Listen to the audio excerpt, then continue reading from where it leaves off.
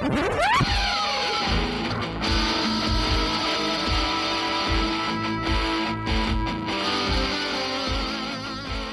the globe to bring you the constant variety of art. It's the Tenet Podcast. I'm Todd Pearson, coming to you from the 40 West Arts District in Lakewood, Colorado. And joining me from Rapid City, South Dakota, you know him as quite possibly the most interesting man in the world, my partner and friend, Wes Brown. Hey, I'm back. I'm back, man. And better than ever? Better than ever. And more interesting than ever. And more interesting than ever. You're always interesting, man. That's you it. Look like that's all I get. On your, that's all you get. How you been, man? You're just I gonna just leave didn't know me where hanging. you're going with this. Here, You totally it's like that. Oh man, how you been? I've been good, man. Just living the life. Yeah, man. watching the world burn like everybody else. Watching the world burn, and I've actually been kind of intrigued by the whole thing on both sides. So it's been interesting to watch. It's been a weird week for sure. What's the weirdest thing you said? What's the weirdest thing that you've seen this week outside of the craziness that you see on social media and the news? Did you see anything weird? I feel like there's always something weird that I see each week. Well, so I was driving down Mount Rushmore Road, and there was a young gentleman. Well, I don't even know how old he was. He was laid flat on the sidewalk, and there's some people trying to help him. So. But, it's Rapid City, so anything goes here. But he looked like he must have fell. I don't know if he'd been drinking too much or, I don't know. But that was probably the weirdest thing. I'm trying to think of, I didn't make it to Walmart this week, so I don't have any Walmart stories. But it's true. You always see some weird shit in Walmart or just some weird people. That's what I see at my Walmart when I go. Exactly. And I try to avoid Walmart, but when I go, I just know I'm going to see something weird. If it wasn't for the convenience, we wouldn't shop there. But when it's like 3 blocks away, what the hell, right? So my weird thing this week, and I thought of you immediately. Nice. It was last Sunday. I went to go gas up Barb's car before she took off for work for traveling this past week. And as I'm waiting in line at Costco to fill up gas, I see this guy, and he grabbed something out of his car. He put a shopping bag over his hand and then grabbed the gas dispenser, the handle of the pump, and pumped his gas with, a bag on his hand. And I thought of you because we have discussed this, how nasty fuel pumps probably are, right? Especially during COVID, right? We were like, we had this whole discussion about what might be on that handle. So I thought it was brilliant. And, I could tell he was self-conscious. And people were staring at him, but I was like, good for you, man. Like, I would do that too, but I'm probably not going to do that. The optics is a little weird. I'm not so weird about now that you told me, I probably will be. I'll be that guy. But bathroom doors, man, I got to have a paper towel in my hand. Can't touch the door handle after I wash my hands. So it's, I don't know, that the COVID thing really screwed me up as far as now I'm a germaphobe. Yeah, so, you're not a doorknob licker? No. I don't think I ever was. I mean, I've done some crazy shit, but never licked doorknobs. Yeah. Well, I saw that guy with his shopping bag on his hand and thought of you. I'm like, oh man, that's awesome. This is one of our people. Wes would so appreciate this if he was with me right now. That's right. But you're right. God knows what's on those. Oh, Jesus. All right, we're not going to go any further down this rabbit hole. No, because it's just going to go really south and ugly really quick. Yeah, and we might get canceled. So canceled. Come on. You ready to go talk some art? Let's do it. Let's talk some art. We have a spectacular guest this week. He is an artist, an art and creativity coach, and podcaster. You can check out his work and his art coach offerings at his website, theartcoach.com. And you can follow him on Instagram @_art_coach. Welcome to the program, Sean Anetsberger. Thanks for having me on, guys. I'm really excited to be here. No, you want to say it one more time with more excitement? Yeah, sure. Maybe some excitement. Sure. He's still thinking about just the name. Kidding you, man. It was all good. All right. Okay. All right. I am extremely excited to be here, you guys. I thought you were talking about Todd. Yeah.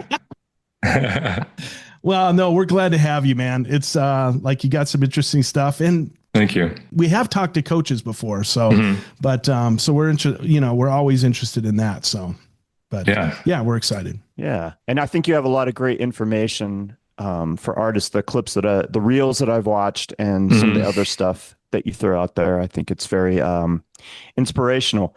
I'm going to start this off by asking you where this whole journey with art starts for you. It started when I was very young. When I was a little kid, I was really into just coloring books and stuff. That's kind of where the first spark of it happened. But interestingly enough, it's kind of a funny story. I say that I became an artist because I got my pants pulled down in elementary school. Somehow that led me to becoming an artist. I traced it back, and that's the thing that caused it all to happen. That's the catalyst. That's the catalyst. Yeah. I can tell you the story if you'd like. Yeah, we'd love to hear a good Yeah. depancing story. Yeah. So imagine I'm 8 years old, elementary school recess breaks out. We're all playing hide and seek. And, a couple of rounds go by. I'm hiding. I eventually get tagged and I'm it. I go up to the wall. I'm putting my hands up. I can still feel the brick, man, all the brick there. Just I can feel the texture. I'm counting. And I didn't know, but somehow all of the kids orchestrated the best, the best plot ever to a terrible incident. They created a semicircle behind me, like 60 kids. And as soon as I hit number 17, I remember I just in my head, 17, boom, pants get pulled down. I turn around, fully exposed, just the entire school, cacophony of laughter, just pointing, laughing, freaks me out. Obviously, I'm a little kid. I look back, I'm like, what the hell? What happened? Completely overwhelmed, overstimulated. It freaks me out. I bolt. I go inside and hide. And it essentially just like wrote a program in my mind that told me, hiding is safety. Right? It told me that if I'm exposed, if I'm vulnerable, if I'm being seen in a vulnerable state, I'm unsafe. And so from then on, I kind of became a more quiet and shy kid. And I kind of I went more into the drawing world and expressing myself through art instead of expressing myself vocally in the class and being like the class clown that I was before. I kind of hid a little more, and that developed my desire to because I needed to express myself somehow, right? I just needed to like get it out. And so drawing ended up being that form of expression for me. It wasn't until like, maybe just a couple of years ago that I actually like traced it back and like was like, why did I, what happened? Like, where did I shift? Because I remember when I was younger, I was, a very active, loud kind of kid. And then I started to realize, it was this moment that like, because once you start to realize that your mind is a bunch of programs running, right? We're just like an operating system. And you see your life like kind of the way that you had stages in it. You see the catalyst of things. And I pull it back to that moment where I shifted from being a very loud and, rambunctious kid to being a very kind of quiet and shy, timid kid. And people would say that my whole life, like, oh, yeah, Sean's just shy. Sean's just, he's a little shy. That's all. He's a little nervous, shy kid.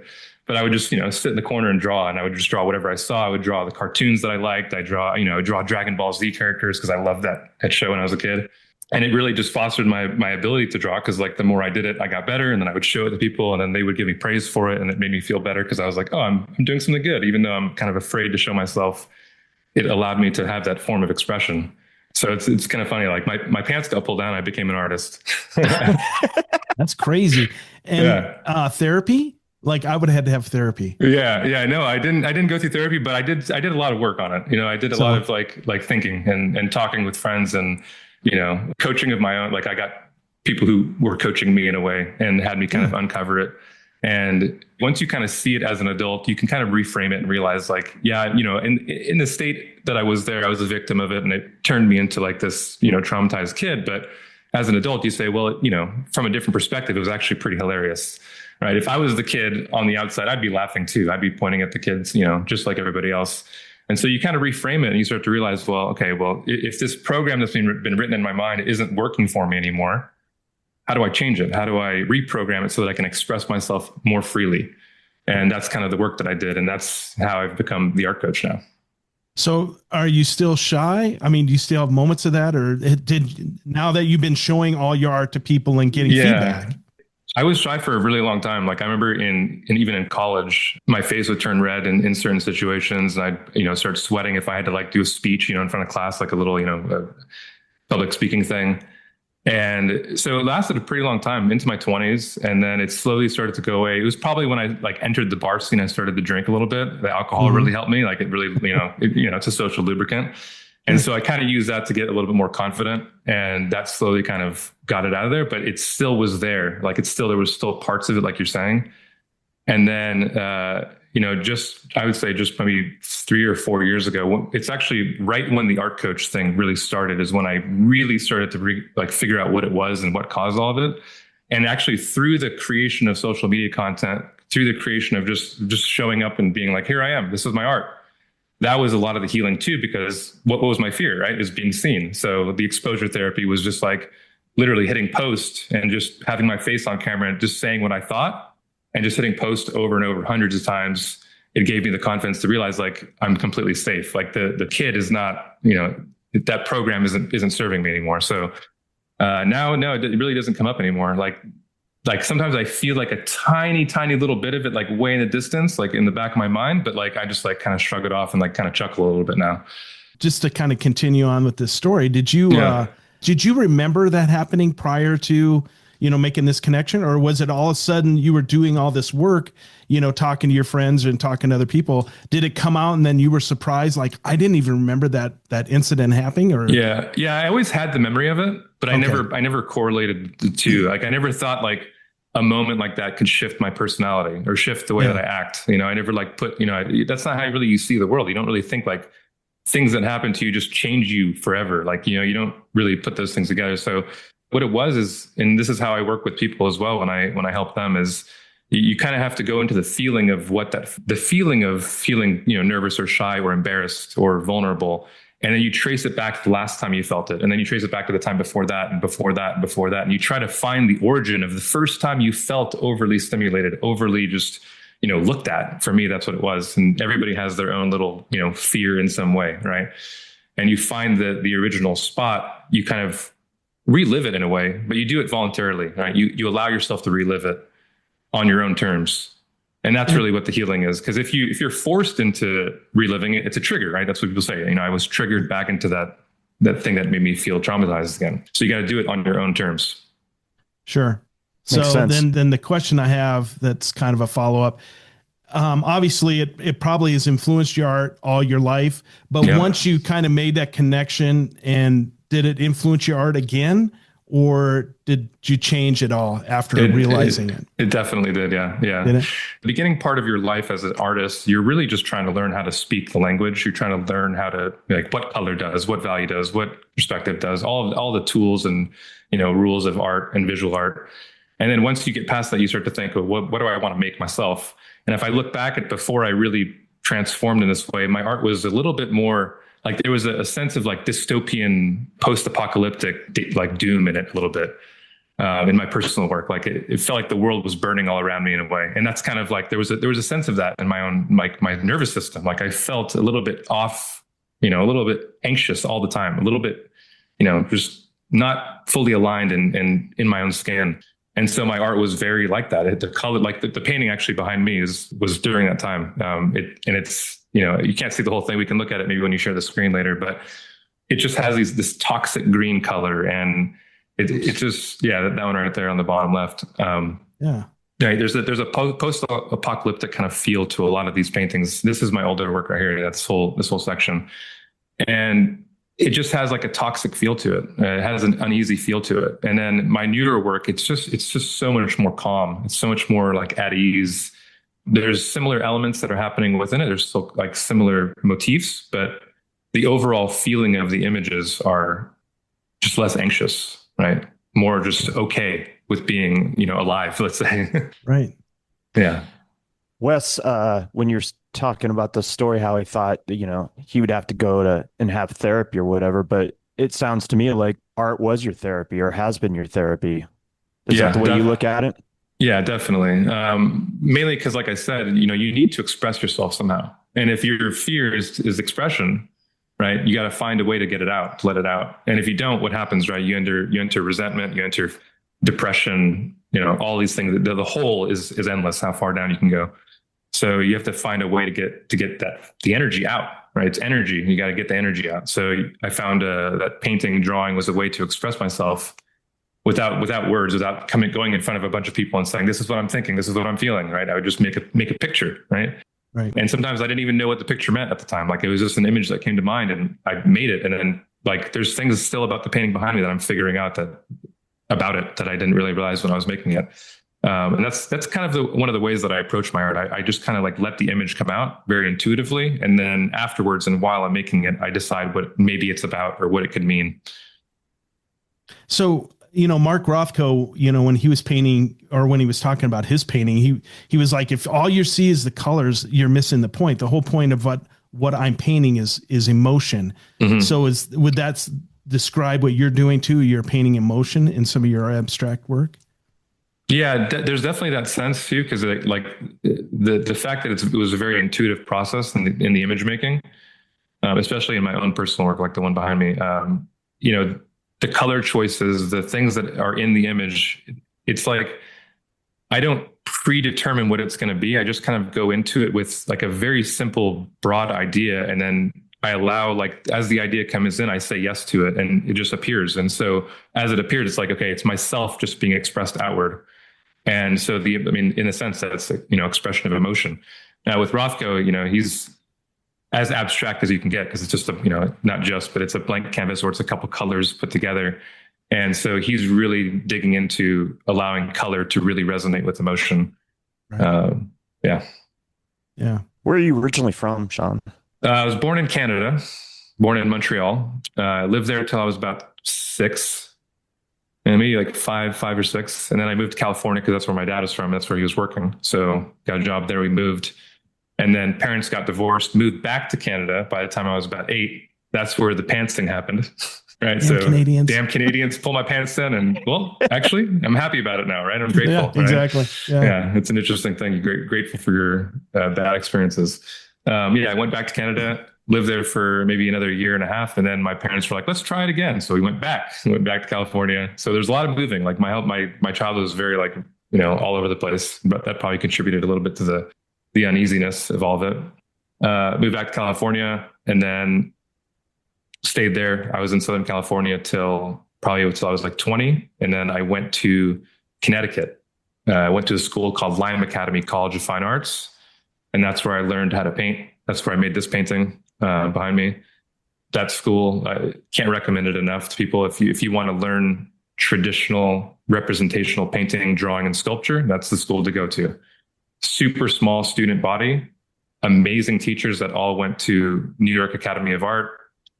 They're just like the sculpture department, especially if you want to learn figurative sculpture, that's the school you go to. They do what Michelangelo did. They are the school, in my opinion, in the United States to go to. Very unheard of too, like very small. My student body when I graduated was 22 students. Wow. The entire school was 95. Wow. And there's about 15 to 18 faculty, depending on the year, depending on what they're offering.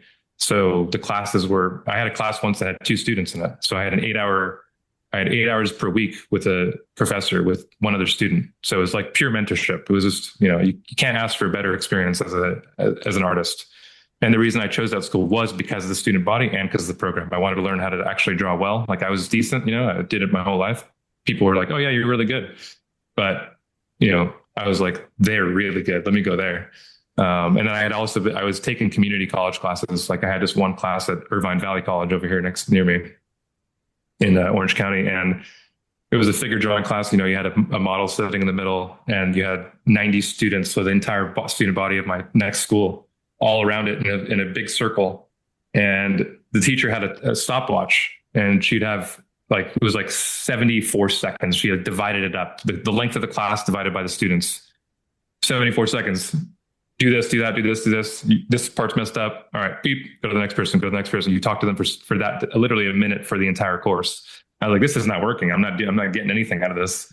Right. I'm sure I'm drawing, but 75 seconds of teaching is not, it's not it. So I was like, let me find the smallest school, go opposites, right? The smallest school with exactly what I want to learn, found it, packed my stuff up in my car, drove across the country and started class. Wow. That's crazy. Yeah. So like classical art school, like you did, like they were actually an atelier before they became an accredited college. And so for a very long time, they were just an atelier teaching whoever wanted to register for the courses that they were offering. And then eventually they decided, let's get an accreditation program going. So I have a bachelor's degree in fine arts with a focus in painting. Excellent. So Yeah. positive experience. Best experience I could ask for. Yeah. Yeah. We ask this question a lot to people that have gone to art school. Mm. Do you feel like they, outside of teaching you and giving you the foundation of being whatever you decided you were going to focus on, in your case, it was oil painting, Right. but do you feel like they prepared you to be a professional artist outside of the realm of giving you this tool set that you Right. need as far as like business type stuff?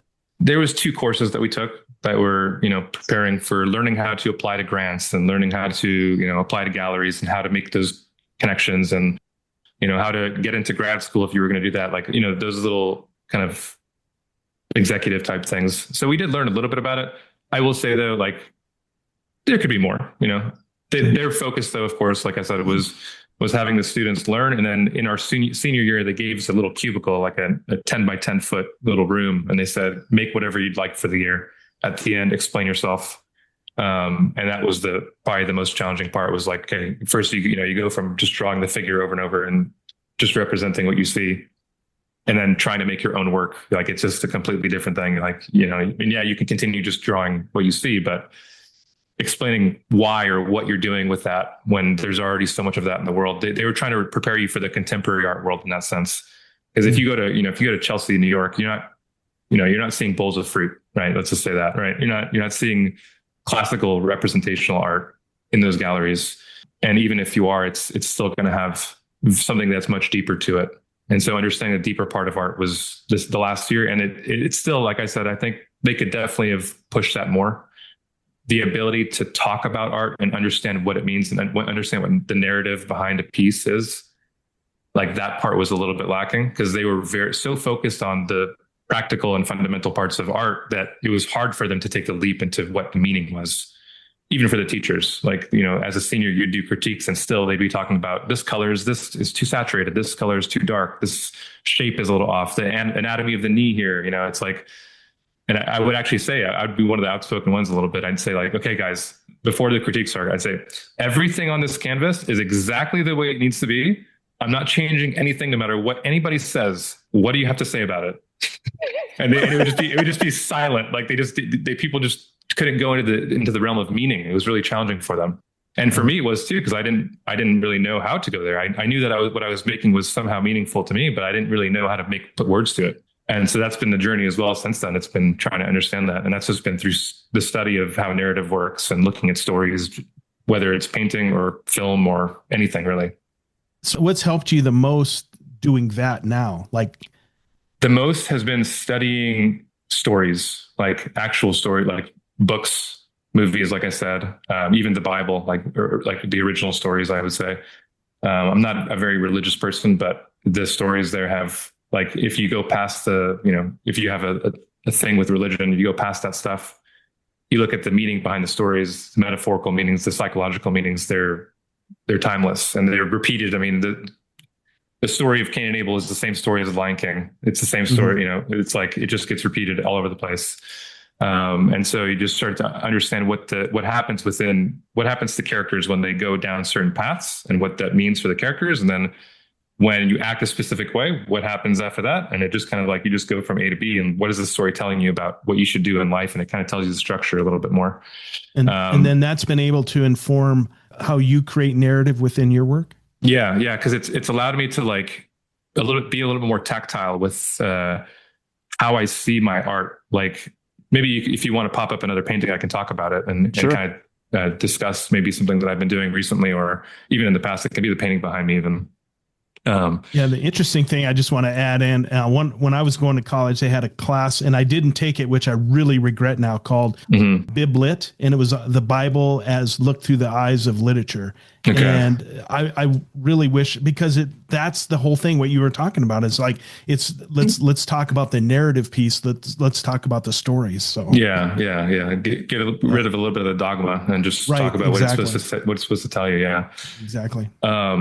So If you would, I think this painting to the right of the one on my screen that is Mhm. behind you, and I don't know what it's called, but it's a family sitting at the dinner Yeah. table. When I was looking through your work, I found that one really compelling. Hmm. Would you talk Yeah. about that?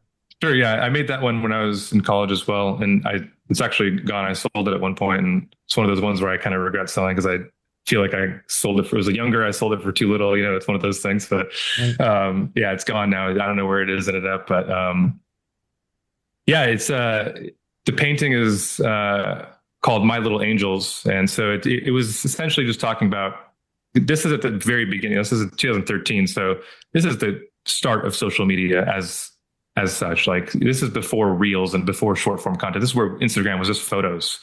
And so it was already becoming very apparent to me that the cell phone was becoming addicting to like myself and everybody around me. So here you have, these kids, they're on their cell phone. And so when I think about imagery, I think, how can I kind of hide stuff, be a little bit ambiguous, and kind of put stuff into the image that you need to spend a little more time to figure out that it's there.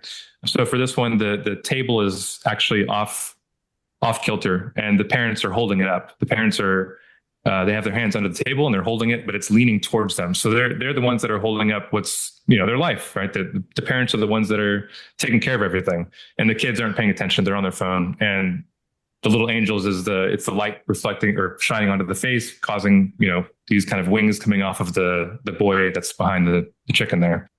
It's like, how can I use visual language to express an idea, right? So all of that is in the image.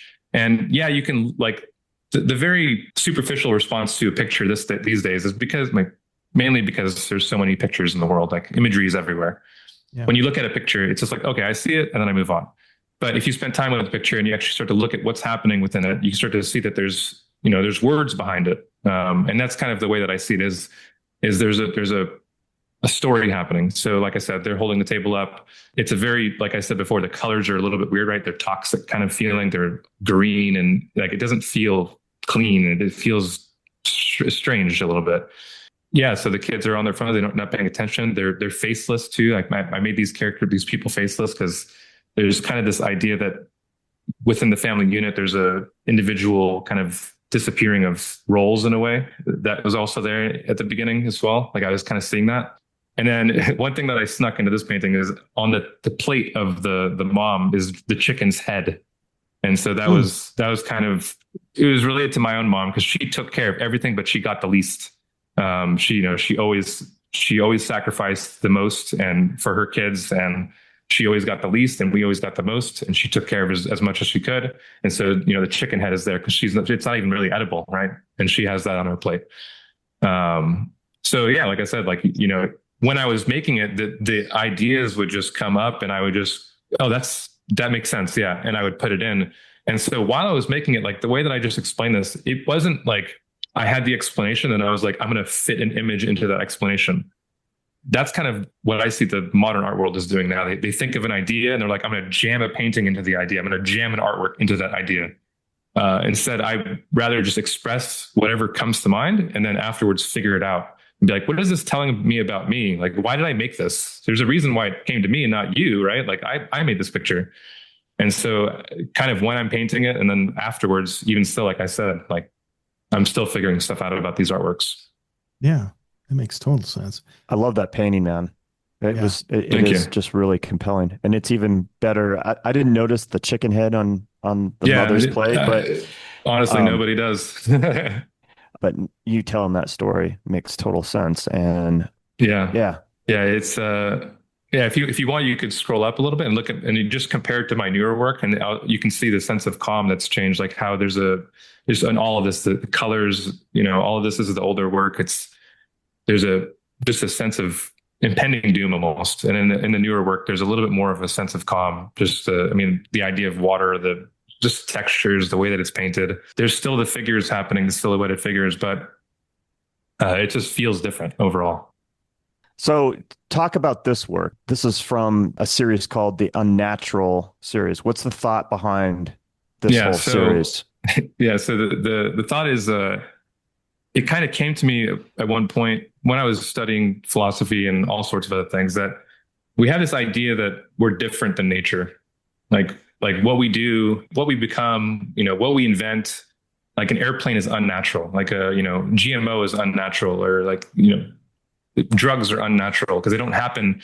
A flower doesn't just create an airplane, and so all of a sudden it's unnatural. So the word separates us from the nature. And what I'm starting to realize now, as I've become older, is that there is no separation from nature. Everything that we do is part of the natural process.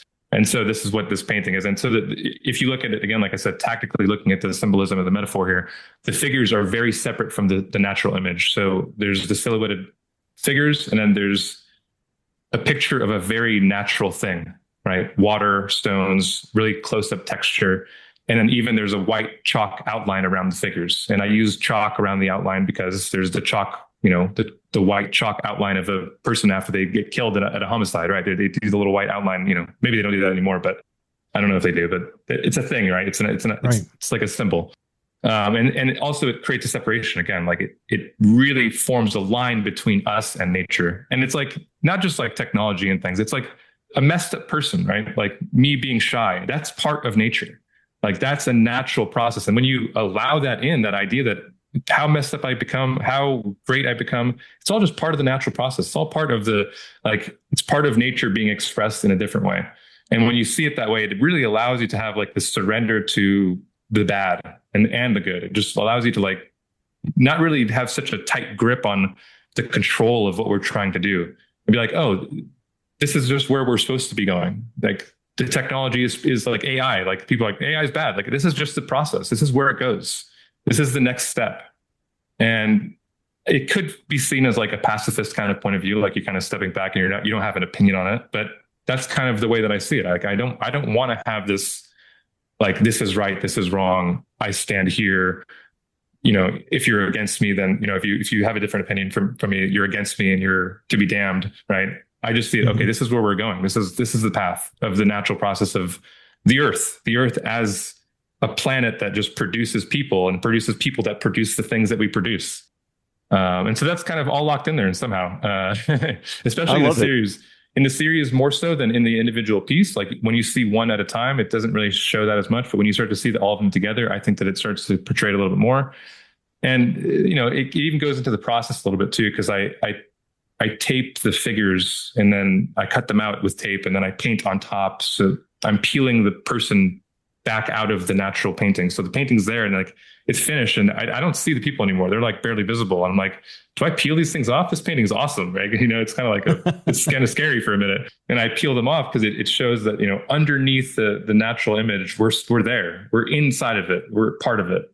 Oh, wow. And so, yeah, that's kind of the approach. And when I first started out to make this, again, I had two ideas. Okay, silhouetted figures with a close-up texture of a natural thing. And so this one right here with the cobblestones and the little leaf coming up, that was the first one I made. So I just, really, really close-up, zoomed-up texture of a natural element, a natural thing, with the silhouetted figures contrasting it. And that was just the idea. And I just went with that. And I started making more of them. And as I was doing it, I was realizing what I was expressing out. It's pretty brilliant, I think. And thank you. And what is the name of the piece on the left-hand side here that we're looking at with the cobblestones and the grass? The cobblestones. Honestly, I haven't really put distinct titles to all of them. Yeah, I just right now they're just the Unnatural Series, and I called it that because it started from the idea of the word. Like I just kept getting kind of grinded by that word, like unnatural. Like I know it's what the purpose of it is. It's to say that it's not good. Like it's to say that it's the thing that's man-made that's not good for us. I get it. But it's still like it's a contradiction in my mind. Like there is no such thing as unnatural. Like that's where it all kind of came from. Yeah. Gotcha.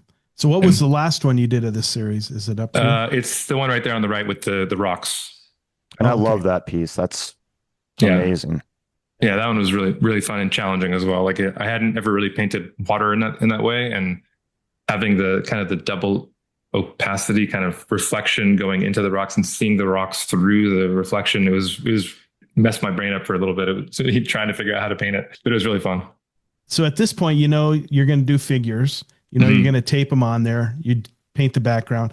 What made you start painting the rock? Was that a conscious decision and it kind of evolved to that, or what was? It was during the brainstorming process. At the beginning, I knew there'd be figures and I knew there'd be natural textures close up. And I just started thinking, well, what are natural textures? So, and the one above it is, it's a birch tree bark, like really close up. That was the second one I did. Oh, okay. It's like super close up birch tree bark. So I was just thinking, okay, and part of it was like, I was on the walk with my dog and I saw a birch tree and I was like, that looks really cool. Like that, the texture of the bark and the little knots and things, it's just like really beautiful when you really get close to it. So, I said, I'll do that one next. And like, it just kind of hit me. Okay, that's the next texture. And the cobblestones, again, it's like, it just kind of, it's a very like intuitive kind of, the idea gets delivered to me. That's the way I kind of see it. Like it just kind of gets channeled in. Like I don't know, it just appears and I say yes. And that's kind of the process that I've really gone through the past like 5 to 8 years, is just saying yes more. It's really easy to second guess the idea and be like, there's a better idea around the corner. Well, you don't have that idea yet. It's like, how many ideas have just not become because you just like, it won't go viral. It won't sell. It won't get likes on Instagram. No one's going to like that. Like you just defeat, like you were just given an idea, gifted it from some random, who knows where, and you're going to deny it. Like, I don't know, especially when you go through phases of artist block, like you've experienced that ever, you really realize that an idea is a gift. Like when you have no ideas and you're just like, I don't know what I'm doing for months and months and months. Like as soon as you get one, you got to cherish that thing. You got to, bring it to life. So how long did it take you to have that realization from your art? It's the saying yes. It came alongside with definitely really exploded once the whole art coach thing happened and I started to heal from the shyness and the nervousness, because along with that is fear, along with that is anxiety. And so when you're in that state, you just second guess things. And so if I look back, there's like, I don't even know, thousands of ideas that I didn't bring forward because I just thought it wouldn't be a good idea or whatever. And that's the way it happened. Sure. But I wanted to approach it differently this time. And this, especially like, as I started to say yes and yes more, it started to become easier to say yes and yes more. It was like a practice, like, okay, like I got the idea. And I even when I shared it with somebody, they're like, that's a really cool idea. Like I had never thought about that. I'm like, so it proves to me, okay, I got the idea for a reason. Like they didn't get the idea. And this is what I tell my clients too, when they tell me an idea, like for what they want to make next. I'm like, you got the idea. Like I've never thought of that painting in my life. So there's a very, very specific and important reason that you're the artist that was given the idea. And so you need to make it come true. Mm. I love that thought. And I know you've talked about this in reels, I'm sure on the podcast as well. And I love this approach that you have that's very, and I was going to ask you if you had studied philosophy, because you seem very philosophical in your approach, the way you approach life, the way you approach art, and the things that you put out there, in these reels on social media or what have you. And I love the thought behind this series, because I think about this a lot, how we separate ourselves so much from the natural world, though we're living in it. Yeah. You might be in your house in suburban, wherever, right? But the bottom line is, and I always say this, I've been a scout leader for a number of years, but I always say that Mother Nature is a serial killer, right? Like you think you're untouchable in this, safe setting in your house, but there could be a tornado or some other kind of natural disaster, depending on where you live in the world, right? That could totally change your existence, decimate your world. And then you have to scramble and figure it out. So we're not really separated from the world, right? No, yeah. And I also think about, technology and where it's going, and it's easy to be fearful of it. But then the flip side of that, flipping the script, I think to myself, well, maybe this is our natural evolution, right?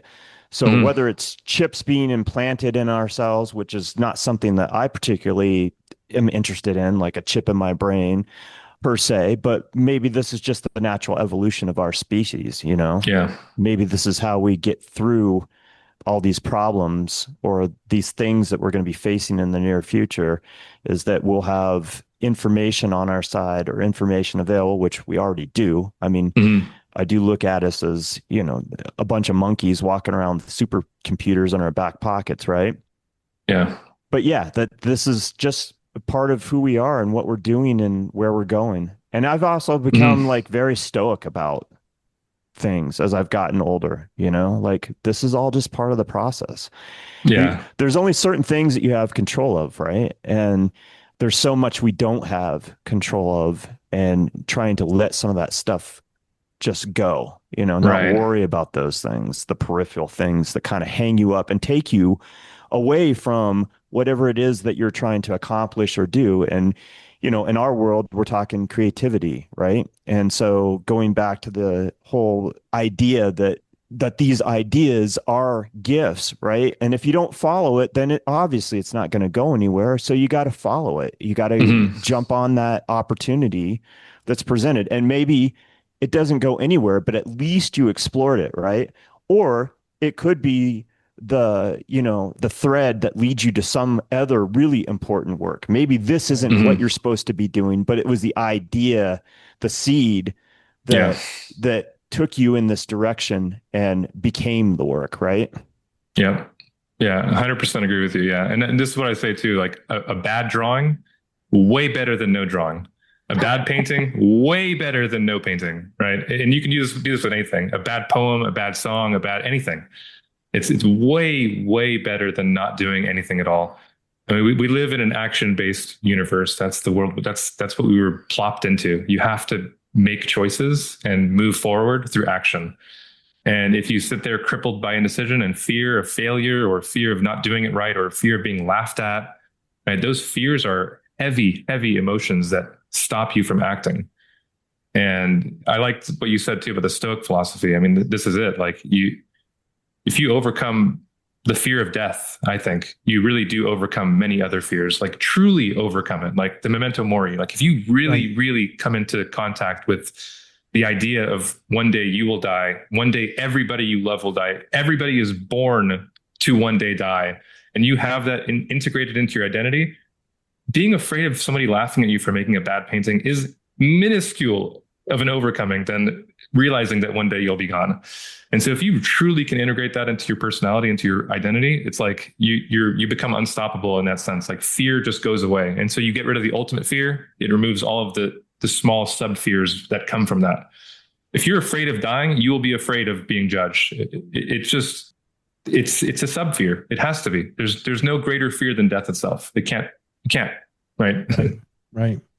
And then it only takes like 3 generations and nobody knows who you were. Yeah, exactly. Right. So, And not only that, like, 2 weeks after your funeral, everyone's back to work. Everyone's back to, maybe the very close circle takes longer for them to, integrate the mourning, but eventually, you're just dust like everybody else. So what I say is find ideas that serve you, that serve your identity, that serve your creativity, whatever you want to do, whether you're an artist or an entrepreneur or, a doctor, it doesn't matter. If you have a fear of something, you got to remove it. If you have a self-limiting belief, an idea that you can't do it because you're not ready, you don't have the equipment, you don't have the resources, you're too old, you're too young, right? There's a list that people just create. Like, I'm not ready to do it yet. I need to clean up my room. I need to buy this thing. I don't have a car yet. It's like, no, go do something. Like go make the first steps. If you don't do that, you're going to be 20 years older and still thinking the same thing. And then on top of that, you're going to have resentment for your regrets. You're going to have, it's a downward path, right? And the alternative is an upward path, right? You aim up, you adopt the responsibility to take it on yourself, and automatically you get more meaning in your life. It's a direct result. You adopt responsibility and it births more meaning into your life. They're connected intrinsically. So I'm going to ask you this. How do you keep yourself accountable then? How do I keep myself accountable? Well, I keep my purpose at the top, right? My purpose is right now, especially, it's to encourage artists to, like I'm saying, to relinquish the fears, to surrender those fears away, and to express themselves as much as possible. Because I believe we need artists right now more than ever. Like I'm sure you guys have seen what's been happening in the world. You talked about it in your intro a little bit. We need people to just say what they think honestly and not join aside and do this. Artists are the ones that sit back.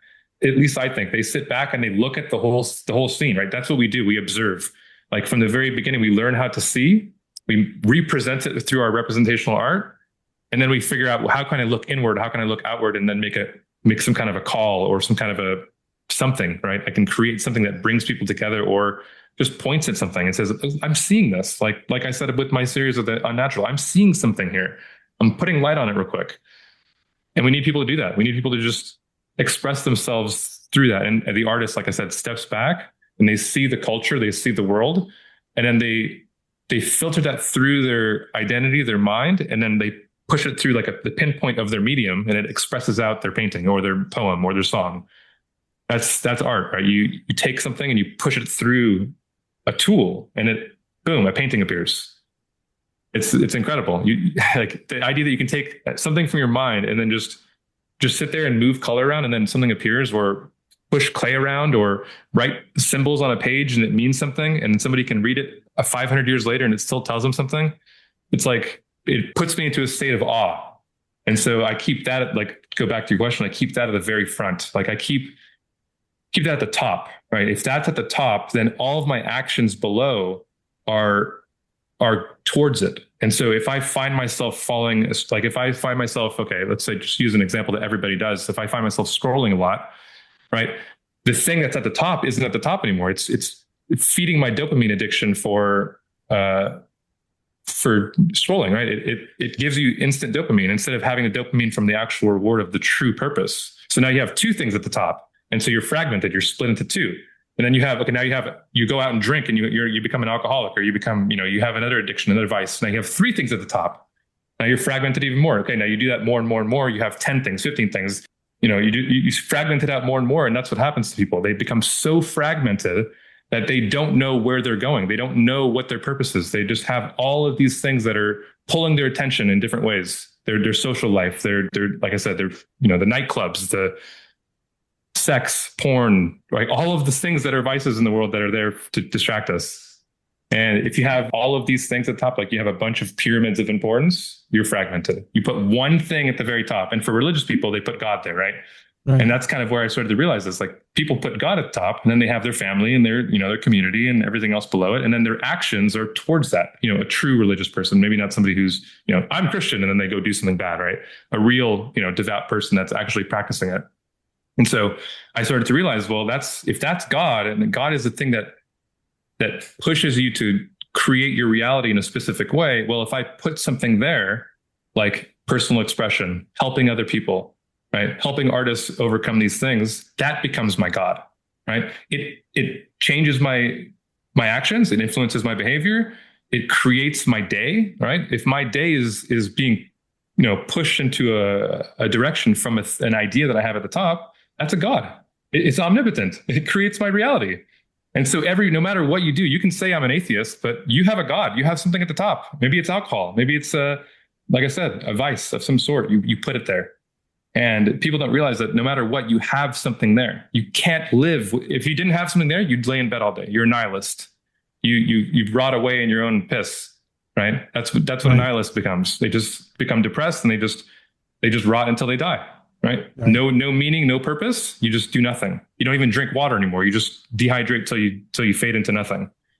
If you had no meaning, but you put anything there, just survival is at the top, because you're in a state of low frequency. You're depressed. You just want to stay alive. Okay, you eat.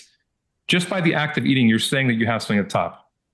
And maybe it's not something that's grand or like a higher order goal yet, but you still have something. So for people who are really, really far down this path of sadness and resentment and depression, you have to just start to try to find something that you can put there, a reason, like they say, any reason, and any reason. What's the phrase? Any reason allows anyhow, or something like that. It's I'm not quoting right, but essentially, you put something there no matter what. Right. And if you can decide what that is, you're going to have a story that you can live that you're going to be happy about. If it's chosen for you, if it's placed there from somebody else, or from your trauma, your experience throughout, like if I allowed the fear from my pants being pulled down to be there still, I wouldn't be the art coach. I wouldn't be talking to you guys. It wouldn't be happening, because I'd still be hiding. I'd still be, in my studio alone, kind of resenting the world that I'm not, I'm a great artist. Why doesn't anybody recognize me? Because I'm afraid, right? Because I'm not showing myself. I'm not doing the proper work. I don't have anything at the top. What I have at the top is fear. Right? You put that at top, where do you go, right? And so that's really the perspective and the philosophy that I go by is you can't deny having something there. And so you're much better off choosing what it is than having it chosen for you. And I think a lot of people get stuck in, whether it's trauma or historical trauma, if you want to talk about Native Americans or African Americans and their historical trauma, they get caught up in it and they can't get beyond it. Even, even they have the same, I've been to, cause I live close to the res and we have community conversations about relationships between the Native Americans and police primarily, but you would hear these same stories over and over, but they could never get beyond the story of their historical trauma and move beyond it. And I think it's self-defeating in a sense. It's playing the victim, so to let victimhood be your God, right? You're a victim. Yeah. And that's instead of like working through it and then saying, okay, now what's next? And what can I elevate from that? So it's the same kind of principle. And you've voiced it really well. And I appreciate that because I don't think a lot of people think about that. Yeah. The idea that you just said too, like elevate, that's the really important thing to think about is how can I elevate? And that's the way I see it is we have it as a human, right? It doesn't matter if you're born 10,000 years ago or 10,000 years from the future. As a human, the intrinsic characteristic is to aim up, is to elevate. It's to try to go upward, away from sadness, away from, death. We run away from trauma and, violence, and we go towards something better. It's just built into our DNA to do that. And if you can create an identity that does that for you, then you can just kind of, you surrender to what may come. Like whether you do fail or you don't, it's still an upward movement. Like it just changes your perspective on everything. It's really like it's a mindset. Right. It's a mindset. And to go into, if you're a victim or not, right. The trauma that I experienced, having my pants pulled down, it's not nearly as bad as somebody else's trauma. Like, sure. I just got my pants pulled down. People out there being beaten their whole life. So I can't speak for what they're experiencing, but what I can say is that if you actually do heal, forgive, and integrate the thing that happened to you into your identity so that it helps you, the only perspective you can have towards the trauma is gratitude. And I know it sounds weird. It's like, oh, I was beat as a child, I'm grateful for it. Well, who are you now? Like, what do you do with that? Right? How do you help people that could be in that scenario now? How do you help people out of it? So like what I'm doing, right? I was afraid. Now I'm helping people not be afraid. So I've integrated into my personality, into who I am, so that I can stop it from happening again. I can help people through it, right? I can push people past it and show them that they're more than that. So now I look back at that. I'm like, yeah, it was a weird way to live for a long time, but I'm so happy that it happened because I like who I am. So it's like, if you don't like who you are, then you got to figure out why. Right. But if you do like who you are, there's no other way to say it. Like I'm happy that it happened, because otherwise, if it didn't, I wouldn't be me. Right. Directly correlated, right? You can't be you without the things that happen to you. And go ahead. Yeah. Oh, I was just going to say, and like a lot of sports people talk about, or I knew this motivational speaker said, yuck makes you strong. And the whole message is all the shit that happens to you is who builds you who you are as your individuality, right? We're never built by our successes. We're only built by our failures. Uh-huh. And failures 100%. Can either break you down or make you stronger, and you have the choice to choose. Yeah. Yeah, it sounds easy, right? It sounds easy for me. It's easier said than done. Right. All of and this, it's not, easier said than done. Yeah. Way easier said than done. It's taken, like I said, it's taken years. Like I lived my first 25 years afraid to show my art, to tell people what I thought. And then funny enough, social media, you just showing it, like the very first videos I made, I was awkward. I was afraid. I was nervous. My voice was weird. It was an octave higher. It was strange. And then just by doing it over and over, I started to realize that there was nobody outside with pitchforks. Right? There's nobody outside coming to take me out for just saying that I like this art versus that art, or I like to draw this way. Like nobody came to me. And in fact, it was the opposite. People said, "Oh, that's a really cool idea." So I just started saying what I thought, right? What I thought was true. And maybe I was wrong. Maybe I learned that it was wrong, and then now I don't say it anymore. Whatever it is, but as long as you come forward and just say it. Especially as an artist, like that's what we do. We just talk. We don't talk with words. We talk with a painting or song, but we talk. It's communication. So you just put the truth as well at the top, right? Like I said, at the top, it's to help other artists and to express myself. But at the very top, also, it's truth. It's my truth, the thing that, like, my story, like who I am, the identity that I think that I am, right? That's what I put up there with everything else, is just truth. And like I said, you will fail along the way. Like, I've had many setbacks through this whole journey, and good, Right. like, good. I wasn't ready. Like, if you fail, it means you're not ready. Like, that's what it means.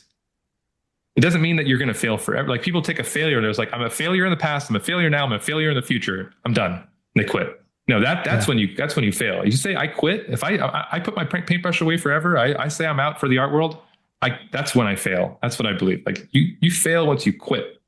That's it. Everything else is just learning. Everything else is just a part of the process. Like, you had to do it. Like you were saying earlier, like, you have to do a specific art that wasn't very good to get to the thing that was better. Like, it's all part of the journey. And there's like this, like I said before, there's a surrender to fate. There's a surrender to the path, the natural order, the natural direction of how it goes.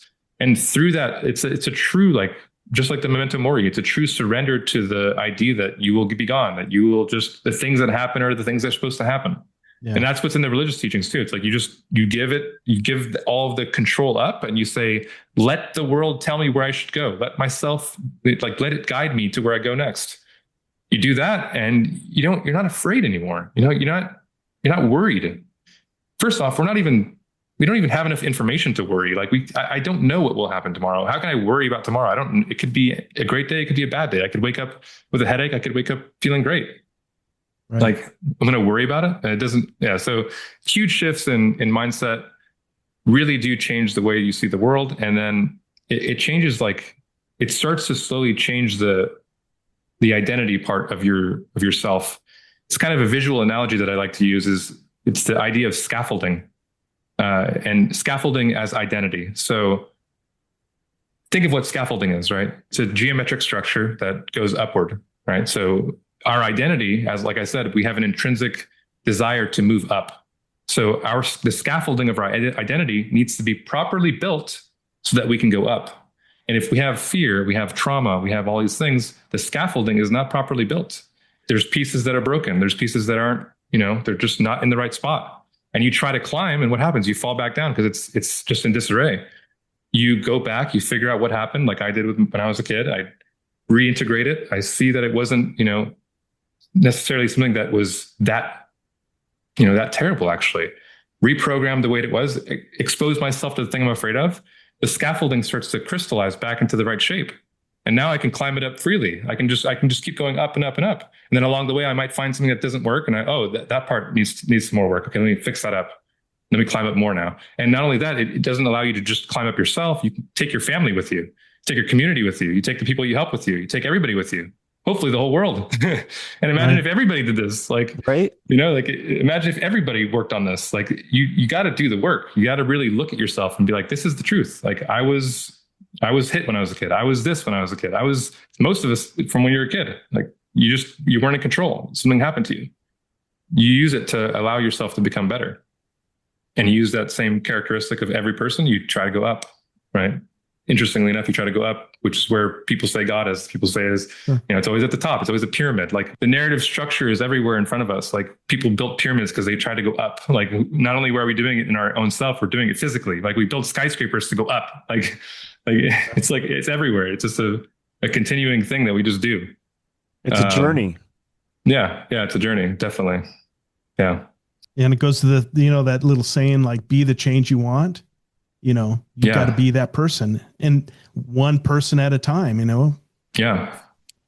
Interestingly enough too, is like now that I'm doing this work, I've worked with hundreds of artists now within groups and one-on-one, and all of them transformed. All of them have either, like, I work with people who don't know how to draw and paint. I teach them how to paint and draw, but that's a very formal and easy to do. But then there's people who are, I did a social media workshop, helped 15 people for 6 weeks get over the fear of just showing up. People were throwing up from anxiety because they were recording themselves and hitting post. And now they do it, and they get 50,000, 60,000 views on their videos frequently. So it's like, I changed myself, and now everybody around me is also getting lifted up. Like, how could it be better than that? How can I wake up and have a better purpose? Like, at least for me, like, you can put whatever you'd like up there. For me, that's what I've decided that I really enjoy doing. Just like when I make a painting, I feel really great. When I do that, I feel amazing. Like I'm humming, like I'm, just buzzing. Dopamine. Yeah, exactly. Yeah. Because you put the goal at the top, and then you're going towards it. And as you achieve it, more dopamine comes out. Yep. It's all neurochemistry, it's narrative, it's story, it's all there. Gotta be willing to face it though. Yeah. I mean, that's what art does, right? It pushes the conversation. It gets people thinking, and that's why artists and art is so important. Yeah. Yeah, I completely agree. There's a philosopher that I've listened to quite a bit especially when I was younger, a guy named Terence McKenna. You guys ever heard of that guy? Yeah. Yeah. He was deep in the psychedelic world as well, but brilliant guy. And he was an art historian as well, kind of on the side a little bit, but a quote by him is, the artist's role is to save the soul of mankind, and anything else is a dithering while Rome burns. Right. So it's like he puts so much, like, if you look at that quote, you're like, that's a lot of pressure. Like, hold on. Like, you got to save the soul of mankind. Well, you break it down a little bit. You realize that it's not just my job. It's the artist's job. So it's like, it's all artists. It's like the archetype of the artist, as like, I'm an artist, and then there's all the artists, right? I'm part of that group. The group as such needs to work towards pointing at things and just saying, look, I see this. That's what an artist is. I'm seeing something. Look at it. Like, just look at it. And just by doing that, they're pushing the culture forward. And so he actually would talk about too, like, the artist is like, it's like the modern day shaman. Like, that's the role, right? A long time ago, there was the shaman that would, eat the mushrooms and say, they would have this revelation and say, this is what's happening in the world. This is what we need to work on next. This is what's happening within our little culture. He says the artist has that job now to look forward, to stand at the very precipice of culture and say, this is what I'm seeing, and this is what I believe, and this is what I'm just going to say it. Boom, here it is. And you do that as much as you possibly can until you go, and you've pushed the culture forward just a little bit, move the needle a little bit. And that's the role of the artist. So it's not like, okay, it's all on me to save the soul of mankind. Whoa. Right. But collectively, yeah. Right. Yeah. And that doesn't mean that you have to create art that has like some kind of social or political bent or any of that Correct. stuff, right? No. Yeah. You can just be creating beautiful things because, like you said, you're just trying to move the needle, even a minuscule amount. Mm-hmm. And if what you create is just this beautiful work and it resonates with somebody else, and they go home and they put it on their wall, and every day that they see that, whether it's in the morning and it kind of, is a great start to their day, or they've had a crappy day and the first thing they see when they walk through the door is this beautiful piece that they really resonate with, and it resets them, then that's moved the needle. Yeah. Oh yeah. 10,000%. Yes. And one of the things too, it's like, you can be the social warrior culture, guy that makes that art, the political artist. You can do that. If that's your thing, that's really the approach I take too, is like, if that's your calling, you got to follow it. That's the truth thing again, right? Going back to truth. It's what you're called to do. Like the paintings that I'm making about Unnatural, that has nothing to do with the culture at all. Like specifically what's happening in politics, what's happening in the meat industry, what's happening with global warming. It has nothing to do with that, right? It has nothing to do with a specific argument between two groups. But it's still truth. It's what I saw as truth. So what I see is that if you act out what you are called to do as truth, then you're creating beauty. Doesn't matter if it's actually macabre or ugly or grunge or punk. If you feel that it's your calling, it is beautiful because you've accepted the truth and said the truth. That's the beautiful part.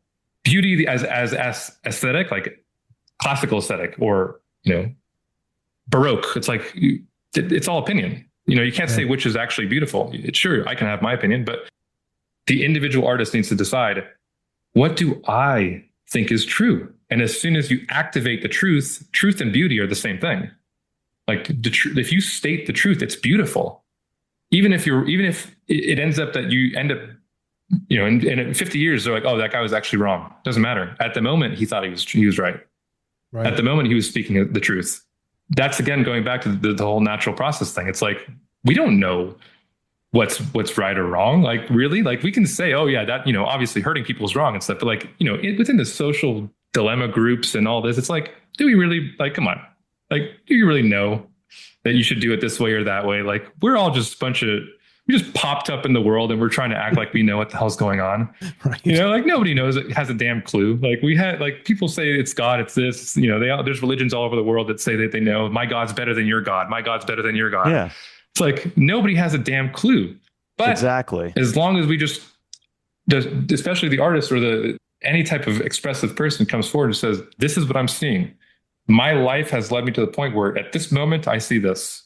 Right. Good. We need more of that.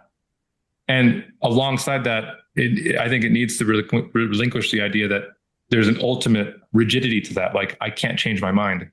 Like somebody could come to me, in 10 years and say, actually, the unnatural thing was, this is what I'm seeing about it. Oh, yeah, that gives me a new perspective on it. Okay.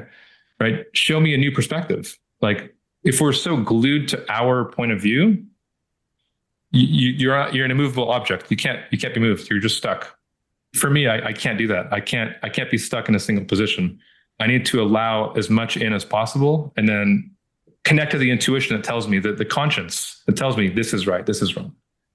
Right. There's a guide inside you that tells you, when you're doing something wrong. Like when you lie to somebody for whether it's tiny, like a little white lie or not, your mind tells you. You know it. Yeah, it tells you, hey, that was a lie. What'd you do? You feel it. Even if you say you don't, even if you're maybe a narcissist don't, but or sociopaths, but for the most part, you have that guide inside of you. They call it the conscience, whatever the hell that is. Right. Right. Whatever the hell intuition is. Like nobody can point in and say what intuition is. Like there's no part of the brain that's like, oh, this is the intuition part. Like right. You can't open up a brain and find the thing that's like a little box that says intuition on it. Like there's no, right. the amount of knowledge we have of consciousness is just so tiny. Right. And so it's like, okay, we have this spirit in our mind that tells us, oh, that's right, that's wrong. Huh, who the hell told me that? I'm listening to the person tell me that. Is that me telling? It's like you get into this thing where you're like, am I the listener, or the one speaking it? Especially if you're somebody who has that inner monologue kind of voice in their mind. It's like, am I listening to myself talk to myself, or like, who's the one saying it? Who's the one listening to it? You get into that rabbit hole, you start to really realize that thoughts are very strange. Right? Like thoughts are like, you observe your thoughts. You're like, most people are like, if you had I think Sam Harris, he says this, if you have a loudspeaker of your thoughts and you just projected them out, everybody would think that everybody is clinical. Right. Like your daily, because we're all doing it. Yeah. Your daily inner chat. Like, what are you doing? You're eating cereal and all of a sudden you're thinking about last week, how you did something. And then all of a sudden you're thinking about how you have to do laundry. And then all of a sudden you're thinking about this podcast. And it's like, it just jumps around all over the place. Right. Right. And especially if you ever try meditation, you start to observe the thought as it comes forward.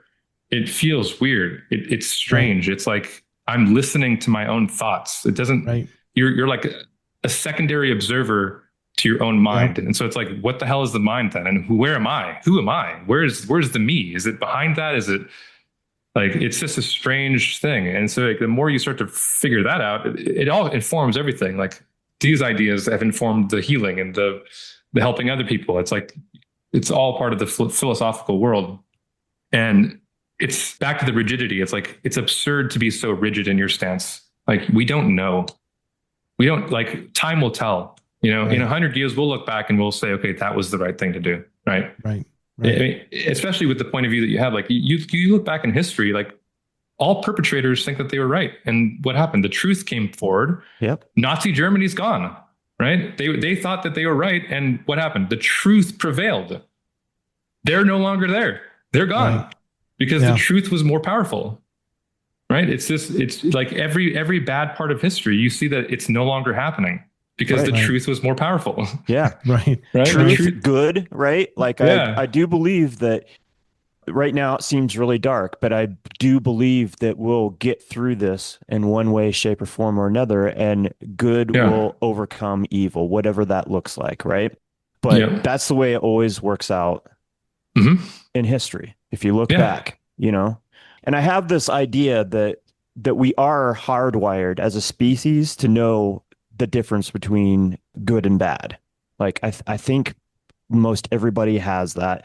There might be some exceptions, and obviously, there's no scientific proof, but I do believe that most people know what they're doing is a good thing or a bad thing, right? Mhm. And sometimes in the moment you might not realize that you were doing something that wasn't quite above board or whatever. And then after the fact, you go, maybe I shouldn't have done it that way. Maybe that wasn't quite correct. And Mhm. then you try to be self-aware that like, okay, I'm not going to do that anymore. Right. Like the Yeah. narrative in your head, that voice, those voices, you go, okay, I need to work on this. I need to change this. I'm going to be Mhm. better at this. Yeah.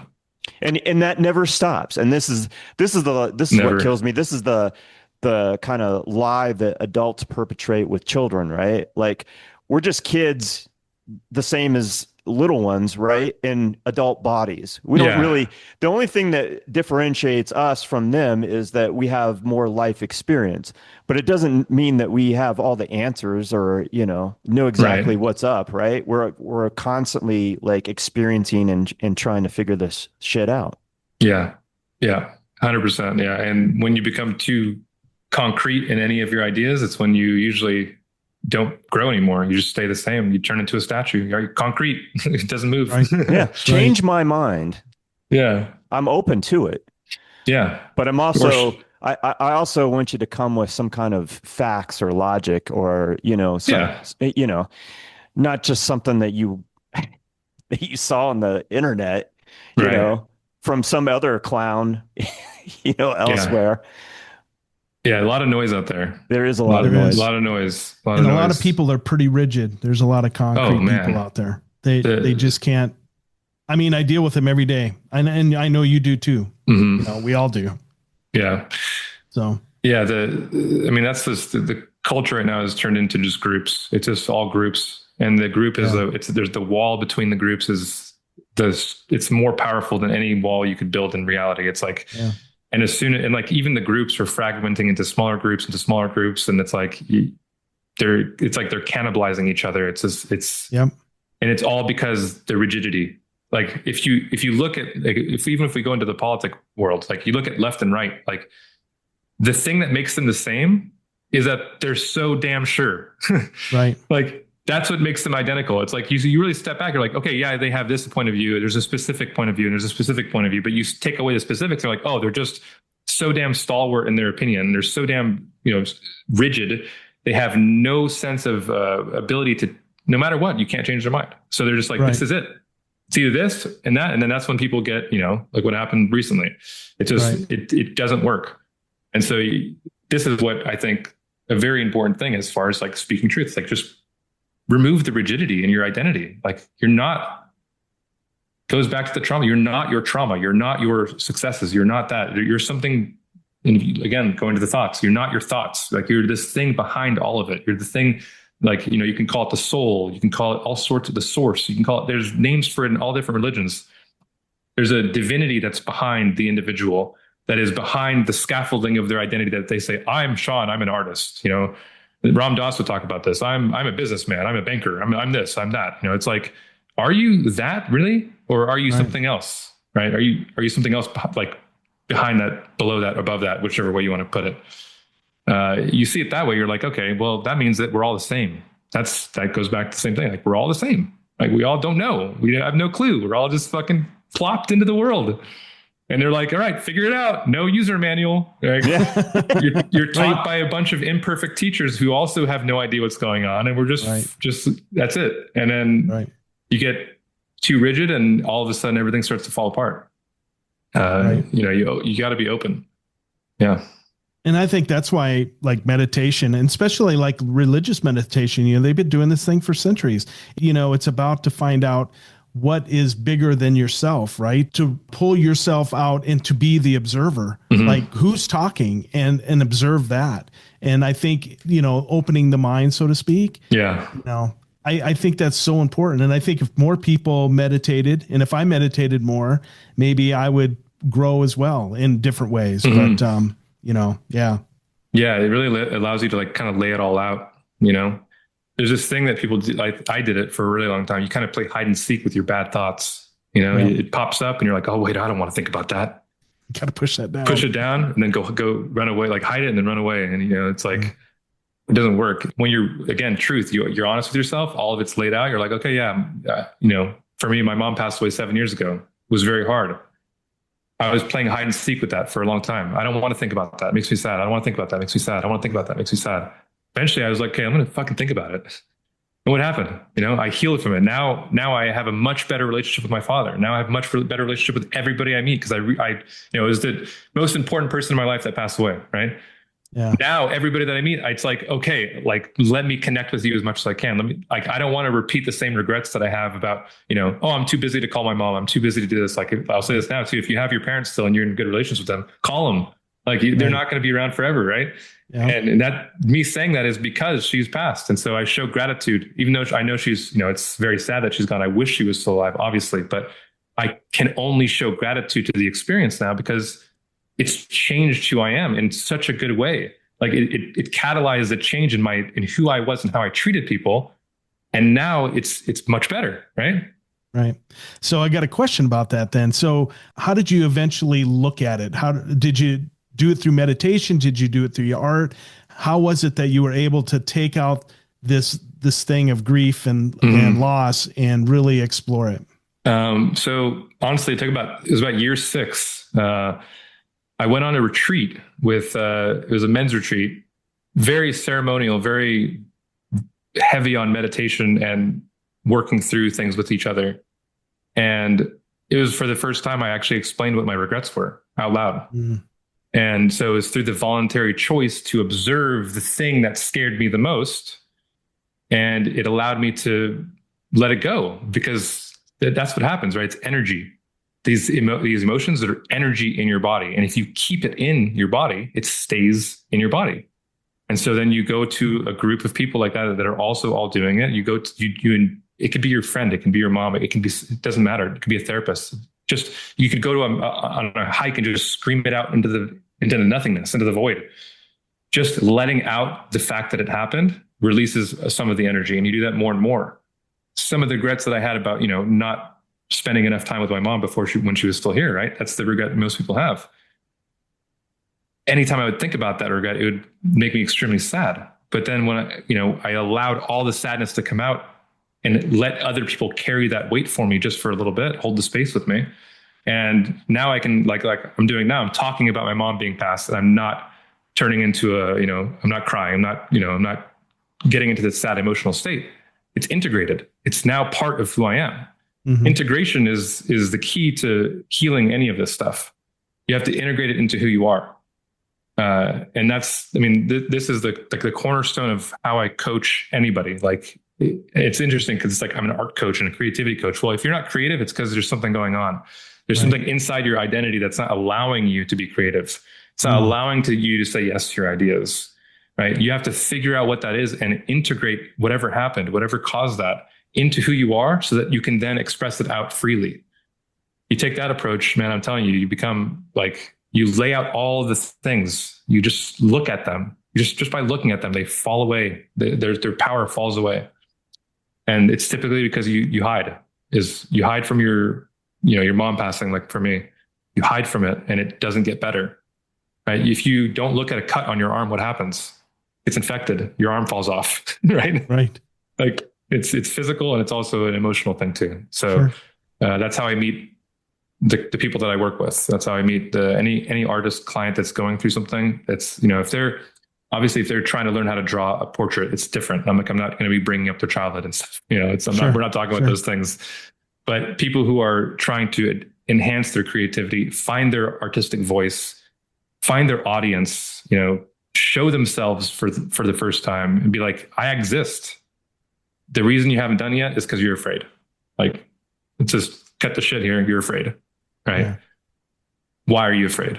Let's figure it out, work through it, journal through it, meditate through it, voluntarily expose yourself to the thing that makes you afraid until it's no longer afraid. Until at least you're brave enough to face it over and over. And that approach, I I don't know if I can say 100% success rate, but the people that I've worked with, like it's like a explosion of creativity that comes out of them. Sure. It's an explosion of productivity. It's a removal of artist block. It's a removal of resistances. It's just saying, like I do now. I say yes. You say yes to an idea. You say yes to an opportunity.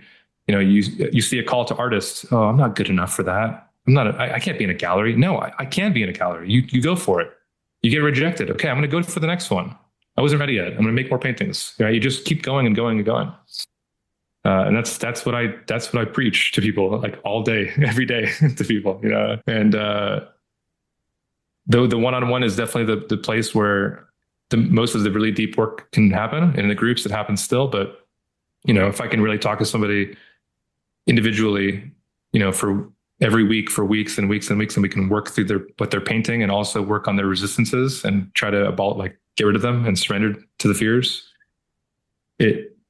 Life-changing every time. Yeah.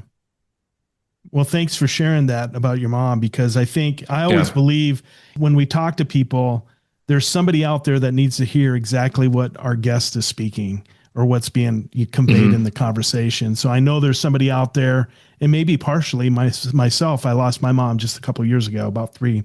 And so it could be, even to me, there's a point where somebody needs to hear this, and it can be a changing point for you. So thanks for sharing that very personal thing. So yeah, of course. Yeah. I mean, we got it. We have to, right? Yeah. Yeah. And I was going to ask you about that, Wes. I was actually going to turn the tables a little bit here. And go ahead. Because you have lost your mom recently, and how that has affected you, Yeah. Do you think that you have some pent up trauma of some sort that you carry around that stops you from doing some of the things that you would like to do? Most definitely. Well, and then, just to let you know, Sean, as my dad moved in the next day, I was at the hospital with him in Sioux Falls, and my mom passed on Thursday. I brought my dad home. My wife turned the room, and now he's been living with us for almost 4 years now. And, same thing. So I know that I have a lot of stuff that I haven't figured out yet. And, Tonette, my wife, always asks me, like, how are you working through your grief? And I'm like, and I don't feel what's weird. And when I lost my dad's mom, I was really close to her, and I didn't cry. Like I could when my grandfather died, and I was close to him too, but I was so inconsolable. I couldn't do a eulogy. Well, I did a eulogy for my mom, and it was weird because I didn't, and I don't know what that's about, but I'm sure there's something there, right? It's the 2 people I was probably the closest with, and I didn't have this really external emotions. I lost 2 good friends, one from a suicide by cop and another one by a drunk driver. And I was inconsolable for both of those. And I don't know what that is and why I'm not with my mom and my grandmother, but I'm sure there's some, and maybe when my dad passes, maybe this, I'm going to have to call you. I'll be a blubbering idiot. I don't know, but I don't know what I don't know what I feel fine, but I know I haven't really shot photography and probably, well over. I mean, I've been shooting, but I haven't done anything with it. And I haven't been shooting as much as I normally do. And I'm sure it has something to do with that. And part of it is trying to, I like the idea of talking about creativity is just trying to figure out what the hell what should I be doing? And why? I mean, I've told Todd this. Sometimes I feel like, why am I doing this? And he's always such a good friend of this is because what you do, man. You got to do photography is because you're a photographer. Don't get that headspace. So I'm sure there's a lot of shit I got to work through yet, Todd. But so I was just kind of curious. I mean, Sean has lost his mom. Yeah.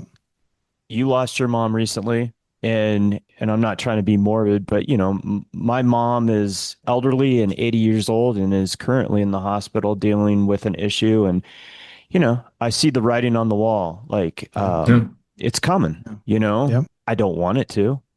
No. I love my mom, but at the same time, I'm also very cognizant that and aware that it's coming, and I don't know how I'm going to deal with that.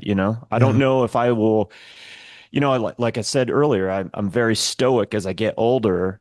This is just part of the process. I'm not going to, obviously I'm not in this position where I'm facing my own mortality, and I do Right. spend time thinking about it, but I'm not necessarily like hung up on it or caught up in it, right? Mhm. Hmm. I find that I'm thinking actually less of it and more of like, all right, I need to get on the stick because I know I only have so many seasons left, right?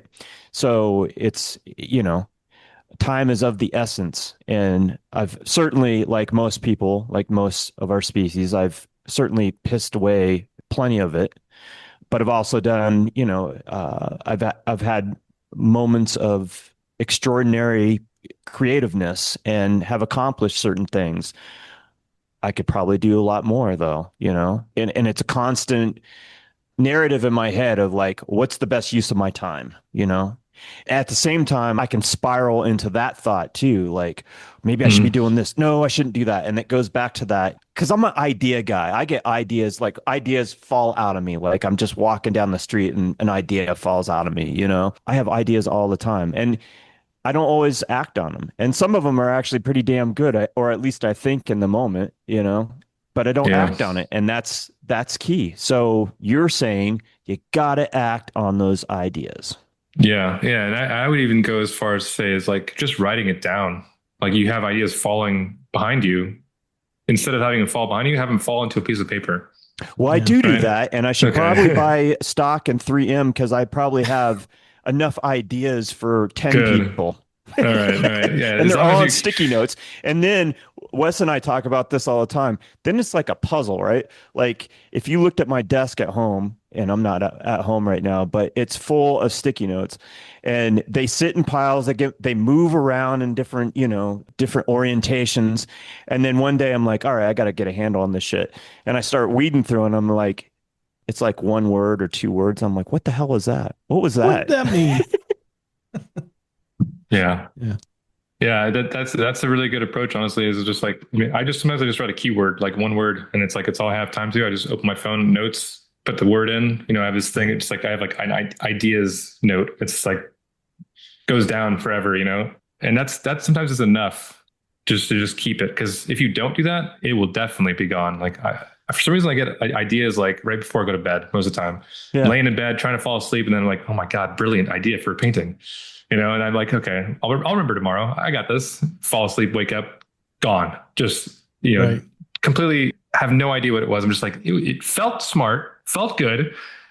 Don't know what it was. So now I have a little thing, I keep it either my phone or a little book next to me. I write it down if I get an idea that's like actually, snaps me into position. And that can be enough to just keep it in the book. And then one day you make it. It's interesting because like ideas, if you don't make them, someone else will. Right. Like they're not just coming to you. They're kind of like a lot of people, like philosophers and just creatives in general, say like they're kind of like above, and we kind of just grab them as they pass over us. Some musicians say it's like, they go into a solo, they like kind of tune the radio station in themselves. And it's like the song just gets the solo just happens, right? Right. They're not really choosing. They're just feeling, and it's getting expressed out as it happens. Like they're tuning a radio station. There's all these ideas of where the ideas come from. It's so many strange philosophies. The ancient Greeks called it a genius. The genius would kind of deliver the idea. And it was just this thing that kind of came in and said, oh, this is your idea. And one of the reasons they did that is because, if it's a bad idea, well, it's not my fault. It's the genius. The genius Right. told me to do it. Right. If it's a good idea, also helps you because you don't get a big head. You don't get a big ego. It's like, it wasn't me. It was given to me. And I'm the one that made it come true. You get an idea, you make it come true. Yeah. Right. That's it. Yeah. You get an idea, you make it come true. And if you don't, it goes to someone else. You'll see it. Like, you ever have an idea for an invention, and then 3 years later or 3 months later, you're like, oh wow, it's on TV for sale right now. Right. Yeah, I It's was like, gonna say, there's been a couple like famous. Oh, I think Tesla and not Westinghouse, Edison. I think they were developing the same two different things, but there's like you're saying, somebody will invent something, and somebody in Europe historically will be working on the same goddamn thing. Yeah. Just independently, not even working with each other. Yeah. You see that in anthropology. Like there's inventions that happen throughout human history, through agriculture and all sorts of things that they pop up in different parts of the world all at the same time. It's like, Right. oh, it's because Carl Jung would call it the collective unconscious. Like there's something below or above, or however you want to say it. It's like the source of ideas, and wherever we are in the natural process of being human on the earth, that's where we are along the timeline. And those are the ideas that come forward based on where we are, because that's what we're doing, right? We're so influenced by all of our surroundings that everybody is connected to that. We're all connected to the culture. We're all connected to what's happening in the world, especially now that everything's globalized. Everything, we hear about everything that's happening everywhere. Ideas will be popping up throughout, right? And sometimes it feels like, hey, that guy stole my idea. No. Maybe, but most likely they just were seeing something like you were. They had a similar perspective. And it might be iterated in a different way. Like maybe somebody's thinking the same thing as my paintings with the unnatural stuff, and they don't make the silhouettes. They do something else. They do a performance art piece, but it's the same message, right? It's like the messages are there, and we're, say you're a conduit for it. Right? You funnel it through your process and your medium, and then boom, it appears in front of you. It comes true. Yeah. I like the mystical aspect of that. I like to see it that way. It makes it more fun, right? It makes it more magical. Why not have that approach, right? Absolutely. So what do you think about originality or original ideas? Do you think is there anything original anymore, or are we all just borrowing? Interestingly enough, I actually often say originality doesn't exist. Right. I have a podcast episode called "The Myth of Originality." It is a myth. It's an illusion, I think. We can't escape influence, right? You lock me up into a white room for 30 years. I'll be painting because of the white room. I'm on an island for 50 years, marooned. My paintings, my art, my expression will be based on that experience. Right. You can't create in a vacuum. It's impossible. And so everything is being pushed through our processing unit, our mind, our brain, and then out comes the expression. Right. And, people say, oh, you don't want to be derivative as an artist. Like that's the worst insult you can give somebody. You're derivative, Well, it's possible that you're very close to what someone else is doing. And maybe it is. Maybe the truth of it is the artist was derivative. They did look at the person and say, I'm doing exactly what they do because I like it so much. I want to replicate it. We don't know that because we don't know the person's mind. We don't know their truth, right? Right. But I really believe that there's no true originality, but rather we should aim for authenticity. Yeah. The authenticity is where you see the individual person make their mark, make their stance and their opinion known and their truth known. I like to use music as an analogy. You look at the progression of music and the styles of music as it developed, it was always somebody coming after somebody else. You always look back at the greats and you say, this new artist wouldn't exist if it wasn't for Michael Jackson or for, this genre of music. It birthed it. And then you look at Michael Jackson, you say, well, he wouldn't have been born if it wasn't for the blues and the music before him. And it's like it's impossible. And also, like, why do you need to have the originality? Why do you need to say that it's only you? Right. What kind of ego thing is that? Like, you have to say that I'm the sole genius behind my idea. It's such a strong thing to say. Like, you don't need to have that. That's just, it's like you're mentally ego. Yeah, it's ego. You're masturbating your own ego to make you feel good. Exactly. Right? Exactly. It's unnecessary, and it also it removes more authenticity because if you have that at the front, you have that at the top, then you're just stroking yourself the whole time, and that's your art. You're just stroking yourself all over the place in front of everybody, and that's what you make. Okay, cool. It doesn't tell me anything about what you think or what you see or what you are, other than you're, pompous. Right. So authenticity, right? Authenticity. Yeah. There's a funny story that Hunter S. Thompson copied The Great Gatsby so he could feel what it's like to write a bestseller, a masterpiece. Yeah. But it took him to do that he could probably eventually got his own voice anyway, but doing that allowed him to eventually find his own voice and do something, nobody else was doing before him, so to speak. Oh yeah. You see that in art too. I mean, the master copy, right? Yeah. I've drawn Michelangelo's sculptures. I've drawn all of their, like, Leonardo's drawings. I did so many of those, but it informed my language and my ability to speak, right? Yeah. You have to be taught how to speak. Like, the reason we're having this conversation is because we know how to speak English.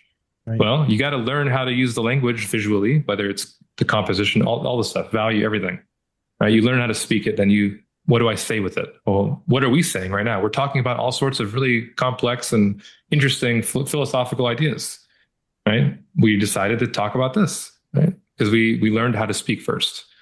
And connecting to your authenticity is like, it's really, really powerful once you figure out how to actually do it. It's really challenging to do because it's so hard to separate from vanity and notoriety and fame and money.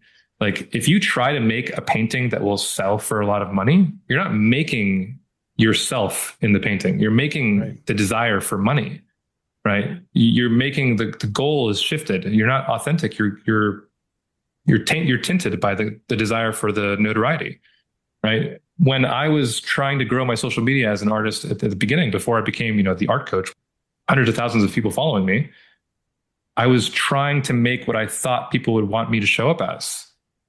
And then as soon as I said what I actually thought, instead of saying, this is what will get me views, this is what will get me sales, and putting that at the top, I just said, I'm going to put my authenticity at the top, what I actually believe at the top. And then within 6 months, I went from 1,000 followers to 100,000 followers, just because I made that shift.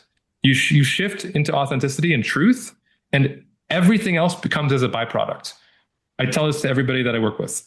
Your goals of money, of revenue, of sales, of galleries, it's a byproduct of you being honest. It's a byproduct of you being true to who you are. It's a byproduct of you just authentically expressing yourself within your art. Now, obviously, you need to do certain things that, you need to go meet the gallery owners, and you need to go do the things too. You can't just sit there and just express, right? But if you express with the goal of, I'm going to make what this gallery makes, right? It might work, but what are you going to be? Yeah. You're going to be a shell of what you should be, right? That's what a fraud is, right? You're going to be a fraud. And those people, they do become successful. They make money. There's plenty of frauds out there that make money. There's plenty of grifters and people, but some of them lead countries. Yeah. and guess what? We might not see the cost, but there's a cost, right? Yes. They know the truth. That's it. They know, they live with it every day. They know, especially if they have a conscience or any kind of moral, identity within their scaffolding, let's say, right? They know the truth, and that's their punishment, that they're going to, one day their last thought will be like, I was a fraud, right? That's the worst thing that can happen to you. And that's poetic justice in my book. Yeah. Right. And, they might not, have an actual, they might not go to prison, let's say, for it. That would be like a vengeance for what they did, a revenge, but they're going to get what's coming to them. So I lead through honesty and authenticity first. And then ever since I decided that and chose that, everything got better. Everything, right? I have work in galleries now. I have, I did a little bit here and there, but I have representation. I have clients. I'm making commissions for people. And it's because I showed up honestly. I know it sounds simple and easy, but it's like we said before, easier said than done. It is, but I truly, truly believe it's a byproduct. Yeah. It's not the goal. It's a byproduct. Money is a byproduct. It's not the goal. Like, I know we need it, but it shouldn't be the goal, especially as an artist. Yeah. Goal should be you expressing yourself honestly over and over as much as you can until you go, right? What else can you do, right? We don't know when we're going to go, right? Jimi Hendrix made his last song. He did his last solo. He changed the world for the last time. John Lennon wrote Imagine, then he was gone. Yeah. Right. Well, what would happen if they were still alive? How many songs would they have made? That's what I like to frame it that way too. Like, we don't know when our last painting will be. I will one day have a last painting that's not even complete, and it'll just sit on my easel and I'll be gone. Right. So that's such a strong motivator to get shit done. Right. Like, it should be anyway. Yeah. Like, holy shit. Like I got to get these paintings done. I got to make as much as I can. Cause if I don't, then it never gets made. Yeah. Simple as that. And it applies to all things. It doesn't have to be art. It can be, you want to make a business, you want to have a family, right? You want to invest in a company. It's just so many things you can go into. It's like, all of it's risky. Yeah. All of it's risky. Jim Rohn would say that, a personal development guy. Everything's risky. Yeah. Being alive is risky. And guess what? You're going to die. Yeah. No one gets out alive. No one gets out alive. That's for sure. Yeah. Yeah. So like, what are we doing here? Like, let's do as much as we can to be true and be honest with it. Just keep talking. I'm just going to keep saying that, over and over. And hopefully that works for somebody. Hopefully that helps somebody. And I know that it has the people I've worked with individually, but I say this in my short form content, and last month I reached 25 million people with short form content across platforms. So some of these ideas are coming through and reaching millions and millions of people. And I don't know what the effect of that is, but I'm going to keep going. Like, there's no like social media, you can put a conversion rate to it. Oh, I made this post and I sold a painting. I made this post and I did that. Right? There's a conversion for those things, but there's no reward and conversion and thank you and grace and or great gratitude for what you're saying and what you're showing to the world. There's no one that comes up to you and says, that really, there's comments for that really changed the way I see things. There's no one that comes and does that. You have to just surrender that it'll work. Like you're just like, okay, hopefully it reaches somebody. Like and you don't know, like, and I don't know at all how many people it's reached. I don't really actually know. It may be 20 million views, but maybe none of them understood it, but I'm still going to do it. Doesn't matter to me. I'm Sean Anetsberger, and this is the Tenet Podcast. So I have an idea. Okay. Do you have your phone near you? My phone, yeah. I'm just curious. I want you to pull up your notes, if you don't mind, and your idea page, and scroll down to the very bottom and share with us the last 3 ideas that. Or the first 3 or the last 3? The last 3, because the last 3 will be the most recent. Oh, okay. Do you understand where my most recent ideas? Yeah, the most recent ideas. Most recent one? I mean, we could spend a whole podcast talking ideas, but I'm just curious what the last 3 have been. Okay, so this one says, some of these aren't like specific images, but it is an idea. Scarcity mindset harms creativity. The antidote is truth and responsibility. Very good. So, which is what we've been talking about. Yeah. I mean, this is like where my mind is a lot of the time, especially lately. The past year, this is where a lot of my mind is. And if I could go into that a little bit, like scarcity mindset. You think you don't have enough. You think like you're going to starve. Like that's what it really means. Yeah. But you're not starving, right? Mm-hmm. So it's like the antidote is to just accept it. Accept the truth that you're alive. That's the actual thing. It's like, oh, you're still alive. If you were scarce, you'd be dead. You would have starved. You would have been, you would have died in some way. I always come back to that mortality thing. Like you're here. It's evidence that you're not in a state of scarcity. Yeah, you could have more, sure, but you're certainly not going to get it if you're living in that state of mind. You're not going to reach that if you're constantly thinking like, I don't have enough to make it to the next week. I'm not, like it inhibits your creativity. Because you're thinking, you essentially have a looming fear of doom. Right. How can you be creative with someone holding a gun to your head and that person is you? Like you're, An interesting byproduct of that. I was just talking to this morning with some friends at breakfast, and obviously I won't say names, but I know a number of photographers, and Todd can probably attest to this too. He probably knows. They're so protective of their style or how they do their artwork or their photography that they won't share it with anybody. And it's just like, dude, we've been doing photography for 100 years. I don't think what you're doing is any different than what a lot. So why don't you share your knowledge with other people and let them grow? And then you're creating something bigger than yourself, right? Mm-hmm. And podcasters, I don't know if you've had this experience, but podcasters are willing to tell you how they do it all the time without saying, like, podcasters don't have this sense of, if I share this, then I'm going to lose my listeners. Like they're like, hey, how do you do this? And they'll be like all over it. And then I do have a couple friends that are photographers that will show you don't even have to ask. And they'll be like, hey, look what I just did. And this is how I did it. And this is a cool thing. And it's so refreshing to see because they just want to share their knowledge with you. Mm-hmm. Yeah. Yeah. People try to be gatekeepers with what they got. I mean, I don't understand that. Like, share it. It has to come from some kind of fear again. Like they're afraid someone's going to take it and make it better, and then they're going to not get any credit for it. Right. I've heard this before too. Like I've heard artists say in my comments and to me directly, I don't want to post my art online because I fear someone will steal it. Right. They'll steal my idea. They'll do it again. They'll take it and print it on a shirt and make money off of me. It's happened to me before. I've had a piece of art. I saw it online. I'm like, what the hell? That's my painting. Why is it on a shirt? Right. It happens. Like nothing I can really do about it. Like I'm not going to sue them, right? It doesn't work. And so essentially what that person is doing is they fear not getting credit for what they've done, right? So they say, I won't post it so that no one steals it. But what they're doing is their fear is stealing it from themselves so that they don't get credit for it, right? They've created a version of themselves that steals their own idea from themselves so that they don't express it out so that no one else can steal it from them. having the same result of not getting credit for what they made. Right. Like I never thought of it that way. That's what's happening. That's what they do. That's exactly that's the mindfuck of the self-limiting belief. Yeah. You create an avatar of yourself that does the thing to yourself that stops you from doing the thing you want to do because you're afraid of doing it. It's just it's a loop that goes like this, and you never do anything. You never act because it's a fear stealing the thing from you over and over and over. That's it.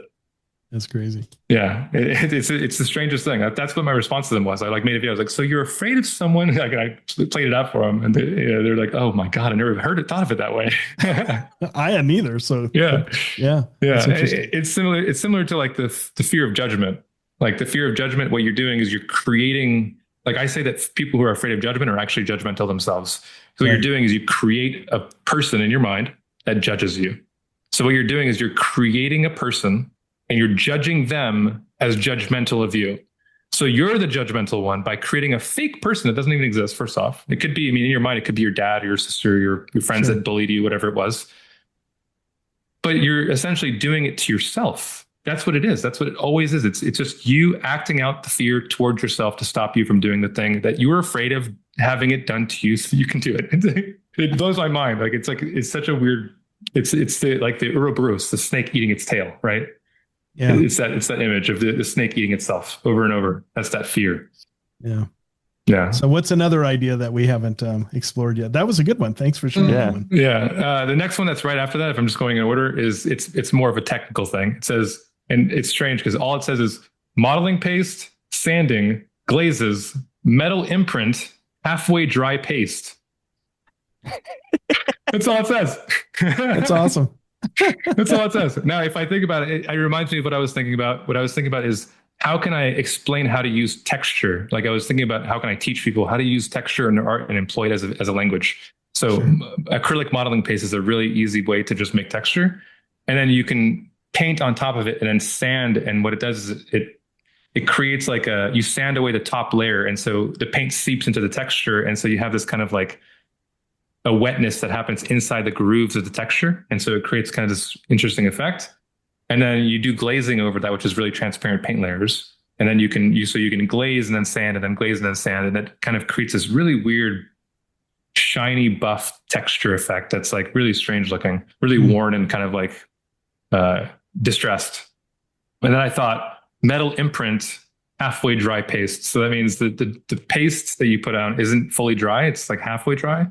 And you take like a metal, I was thinking like one of those things that you use to cut pizza, like in a pizza place, it goes back and forth. Yep. And then you push it into the paste, any kind of metal thing, and you just make lines with it. And so it makes these little indents into the modeling paste.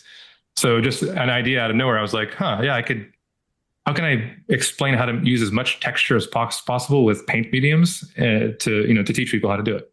And so that's what it says. That's awesome. I haven't made it yet, but it's in there, right? And there's plenty of other ways to make texture too, but that was the ones that came to mind. Yeah. Oh, that makes sense. Yeah. It's awesome. Gold nuggets, man. Yeah, it's interesting, right? It's like just a couple words. It makes no sense. If you were to read it, you're like, what the hell? Is that a grocery? Is that a grocery list? Like, what is he? Yeah, it's strange. Yeah. Well, thank you for sharing that. Yeah, of course. Yeah. I want to talk about your art coaching and what all you have to offer. And if people go to your website, what we introduced at the very beginning, theartcoach.com, you can see Sean's various offerings, but I want you to go ahead and describe to our listeners some of the things that you offer. Yeah. So the first couple of things that I would probably mention, which are easier for people to access because they're self-paced, are my self-paced courses. So these are courses these are the things that I use to learn, and I've turned them into very easy to consume courses that you can do in your own time.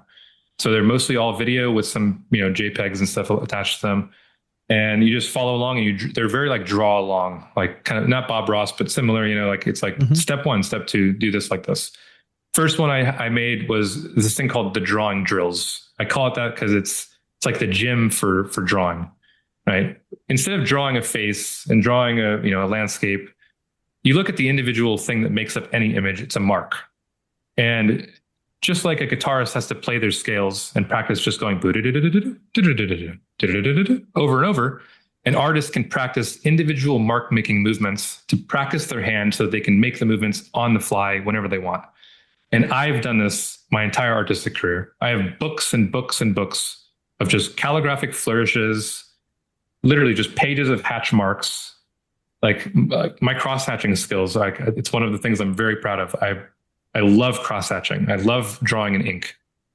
And the way that I got better at it is by doing these. I would set a timer for 10 minutes. And this is the way the course is set up. You set a timer for 10 minutes. You pick one of the drills, one of the exercises. You do it for 10 minutes straight. The beep goes off. You're good. You're good for the day. It's all you need to do. It's like 5-minute abs, right? But for drawing. And it really does work. Like, I would do it 10 minutes a day. And I did it for months and months and months, at the very, like, towards the beginning of when I was really trying to get better at drawing with ink. And the skill level and the hand-eye coordination, it skyrocketed. It was parabolic. I'm telling you, like, if you actually put the effort in and do it every day, 10 minutes, and I would do it sometimes longer. Like, I would do 10 minutes, whenever I had time, here or there, before bed, whenever. And sometimes I'd miss a day, whatever. But it's the very individual, just straight curved S-curve marks. And then there's a lot of really cool calligraphic flourishes that kind of like, they loop back into each other, and it's literally just things that people who learn calligraphy do, right? But in a very specific, and it's like attuned to the musculature in your hand. Like, how does your hand move when you do it? What muscles are you activating as you do it? So very like technical in the articulation in the fingers. An analogy I use is like another one is like a soccer player. They don't just get good at soccer by playing soccer, right? They do agility drills. And this is the same thing. They go back and forth with their feet like this with the ball, back and forth, back and forth. A basketball player sits in front of the free throw line and throws 500 a day over and over and over until every muscle knows exactly what to do every time they do it. And that's what this course is. I think almost 1,000 people have gone through the course now, and I see their progress along the way. They can post their images. When you join that, you join a community that's part of those people who are doing it, and you can post your progress, and you just see it. Like, their straight lines go from, like in cross hatching, you want to keep your lines very consistently spaced and parallel. They go from just being all over the place to just being perfectly uniform. It's like a metronome. Perfect, just do. And that's how you really get good at drawing with ink. So that's the first thing that I ever made. It's very inexpensive too. It's $20. And you have the entire course for the rest of your life, and you get part of the community, and you can, like, I'm very active in it too. Like, you can ask me questions anytime you want. It's like a Facebook page essentially, but it's on my website where you can ask questions. There's a Q&A. You can post your results. Hey, I have no idea how to do this flourish. Like, I'm seeing the video, but for some reason my brain isn't connecting. I'll make a little 30-second video of showing how I would do it again. And then I have a figure drawing course that I made maybe about 3 months ago. I finally finished it. Goes over anatomy, constructive anatomy, like every single muscle, every body part, the very simplified forms that make the body, the cube of the head, the cylinders of the arm, all of that stuff, the gesture, right? Everything that you need to, like what I learned in college, essentially condensed down into, it's a 30 module course. It's called 30 Days of Figure Drawing. So you can do a lesson per day for 30 days. And then attach with that, again, another community that shows their progress. And then I have an actual like paid monthly community, which is $10 a month. I wanted to make the entry as low as possible. I found it was free for a while, and I found that nobody was doing anything when it was free. Interestingly enough, people get it for free. They don't do anything. That's it. That's the way humans work, man. Yeah. Like, you got to have buy-in, right? Yeah, like, if they're spending $10 a month, they're going to start doing the stuff. Right. It's like it's less than a Netflix. Yeah, it's less than a Netflix subscription. So it's like, okay, I'd rather draw and be part of a community. Now with that, I put in a lot of effort into this. If people ask questions, I am there to answer them. They post their painting and they're like, I need critique on this, I need feedback. I put it into Photoshop. I do a 5-minute video explaining what's going on with it. I put a lot of effort into that community, and I help them as much as I possibly can. And then every Saturday we meet as a group, whoever wants to join, and we talk about art. We do this essentially sometimes it's just me and one other person. Sometimes it's 10 people. Sometimes it's 20. Depends on who's there, what's happening.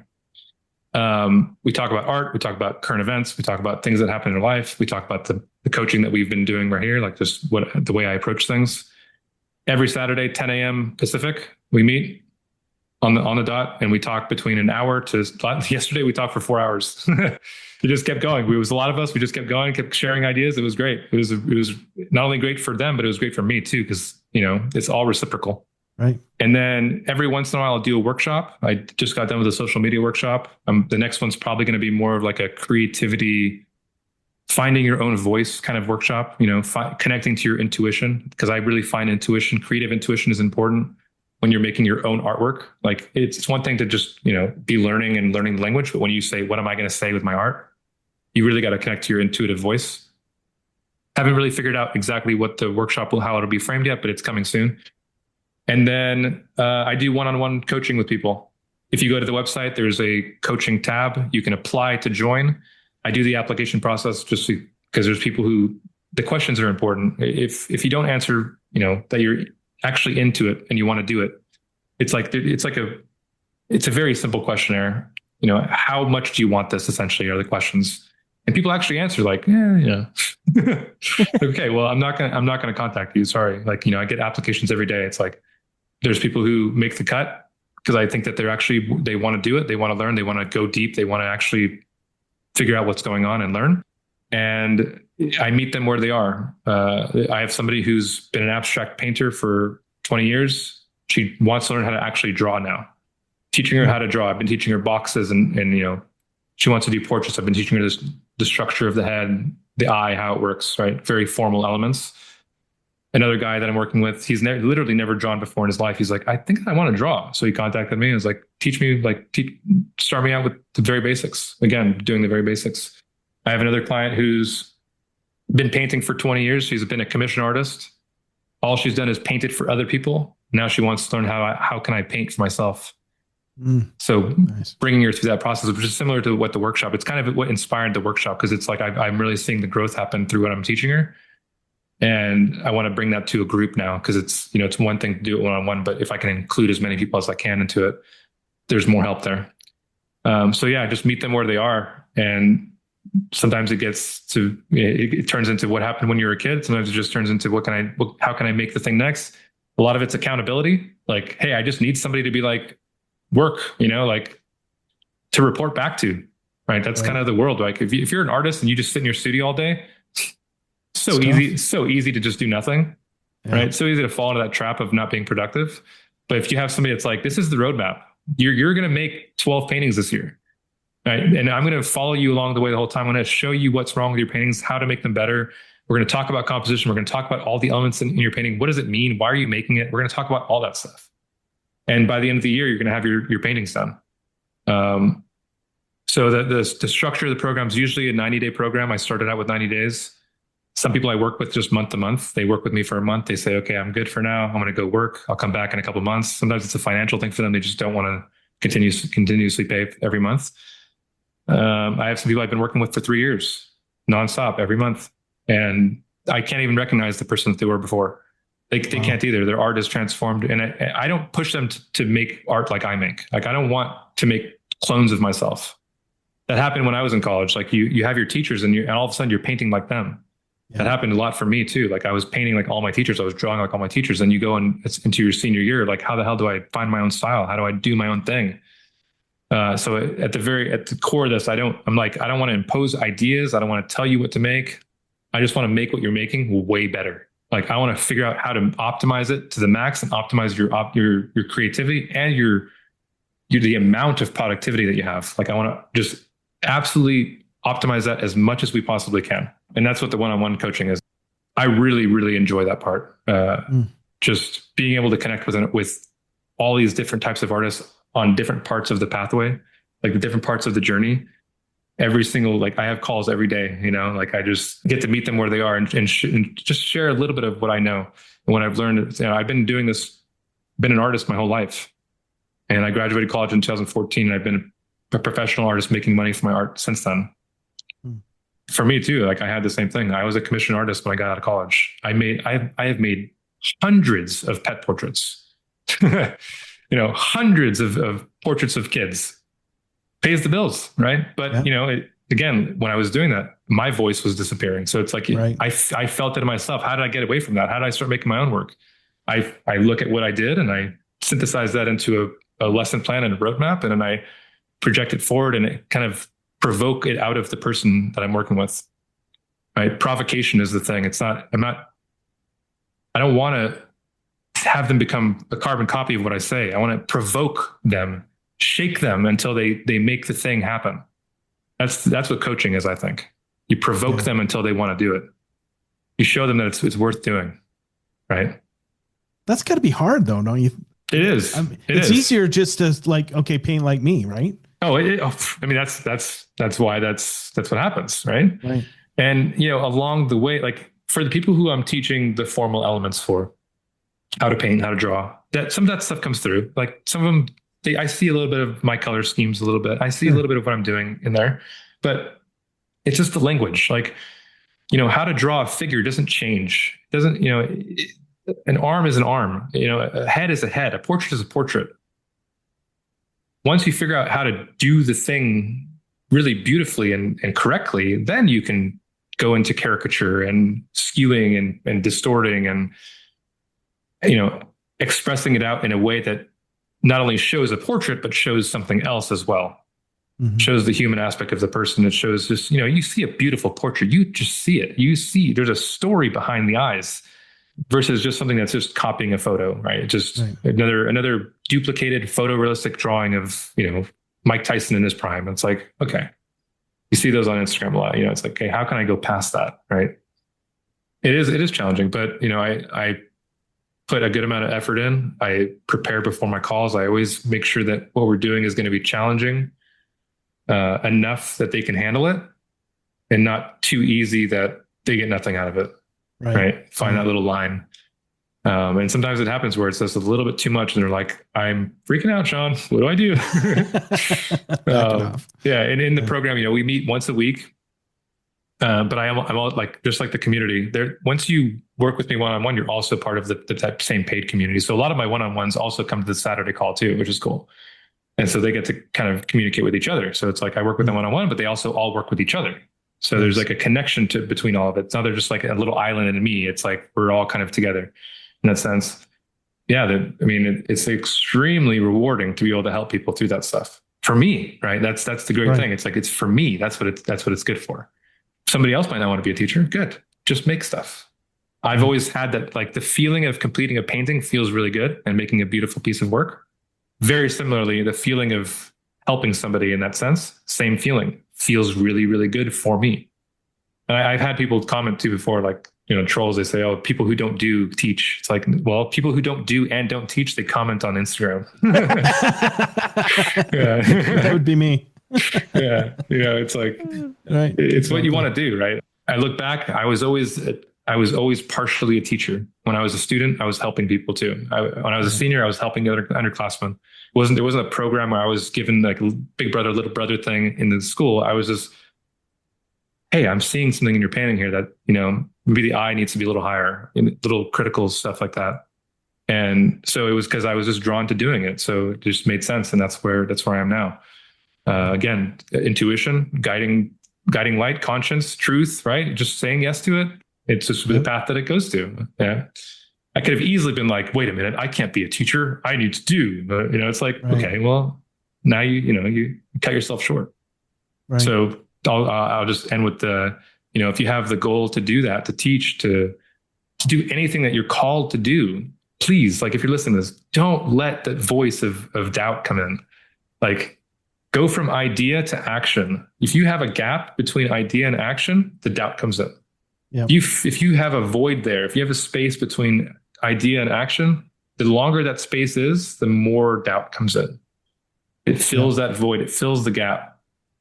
Idea, action, every time. Idea, action. And the things you want in life will appear in front of you as a byproduct. Yeah. The other thing that you talk about, at least I've seen them in some of your reels, is that you don't even necessarily have to have an idea, right? Correct. Yeah. You just need to sit down and start. Yeah. And starting is always the hardest part, right? Mm-hmm. Mm-hmm. Whatever it is that you're doing, whether it's writing an essay or you starting your novel, writing a song. I mean, it's just actually the action, right? Yeah, just sitting down and making the mark, responding to it. Like I've listened to some writers talk about artist or writer's block. I don't have writer's block. I don't write, right? I have artist block. What they say is write about writer's block, write about what it feels like. And then all of a sudden you have a page written down. You don't have writer's block anymore. You just wrote, it's gone. Right. You don't, it's like you, especially with artist block, you don't know what to, paint. You don't know what to draw. You don't know what to go photograph for you guys. Like you don't know what to do. Well, then nothing happens. And so you just do, like, art is the expression of how you feel and how you are, what your state of being is now expressed outward through the medium. Right. So if you feel like you don't have an idea, express the feeling of not having an idea. So the video that you might be referencing is one that I posted recently about artist block. You make a mark. So if you don't know what the final result should be, make something without knowing what the final result will be. And so you make a mark and you look at the mark and you say, okay, what if I made this mark too? What if I made that mark? What if I made this mark? And before you know it, it's like you're looking up at the clouds and you see a little bicycle in the clouds. You see a little face popping up. And you see something appearing. Oh, let me pull that out. I see a little bicycle with a guy on it. Okay, let me pull that out. Now you have an abstract thing and you have a little guy riding a bike on it. Well, cool, you made something.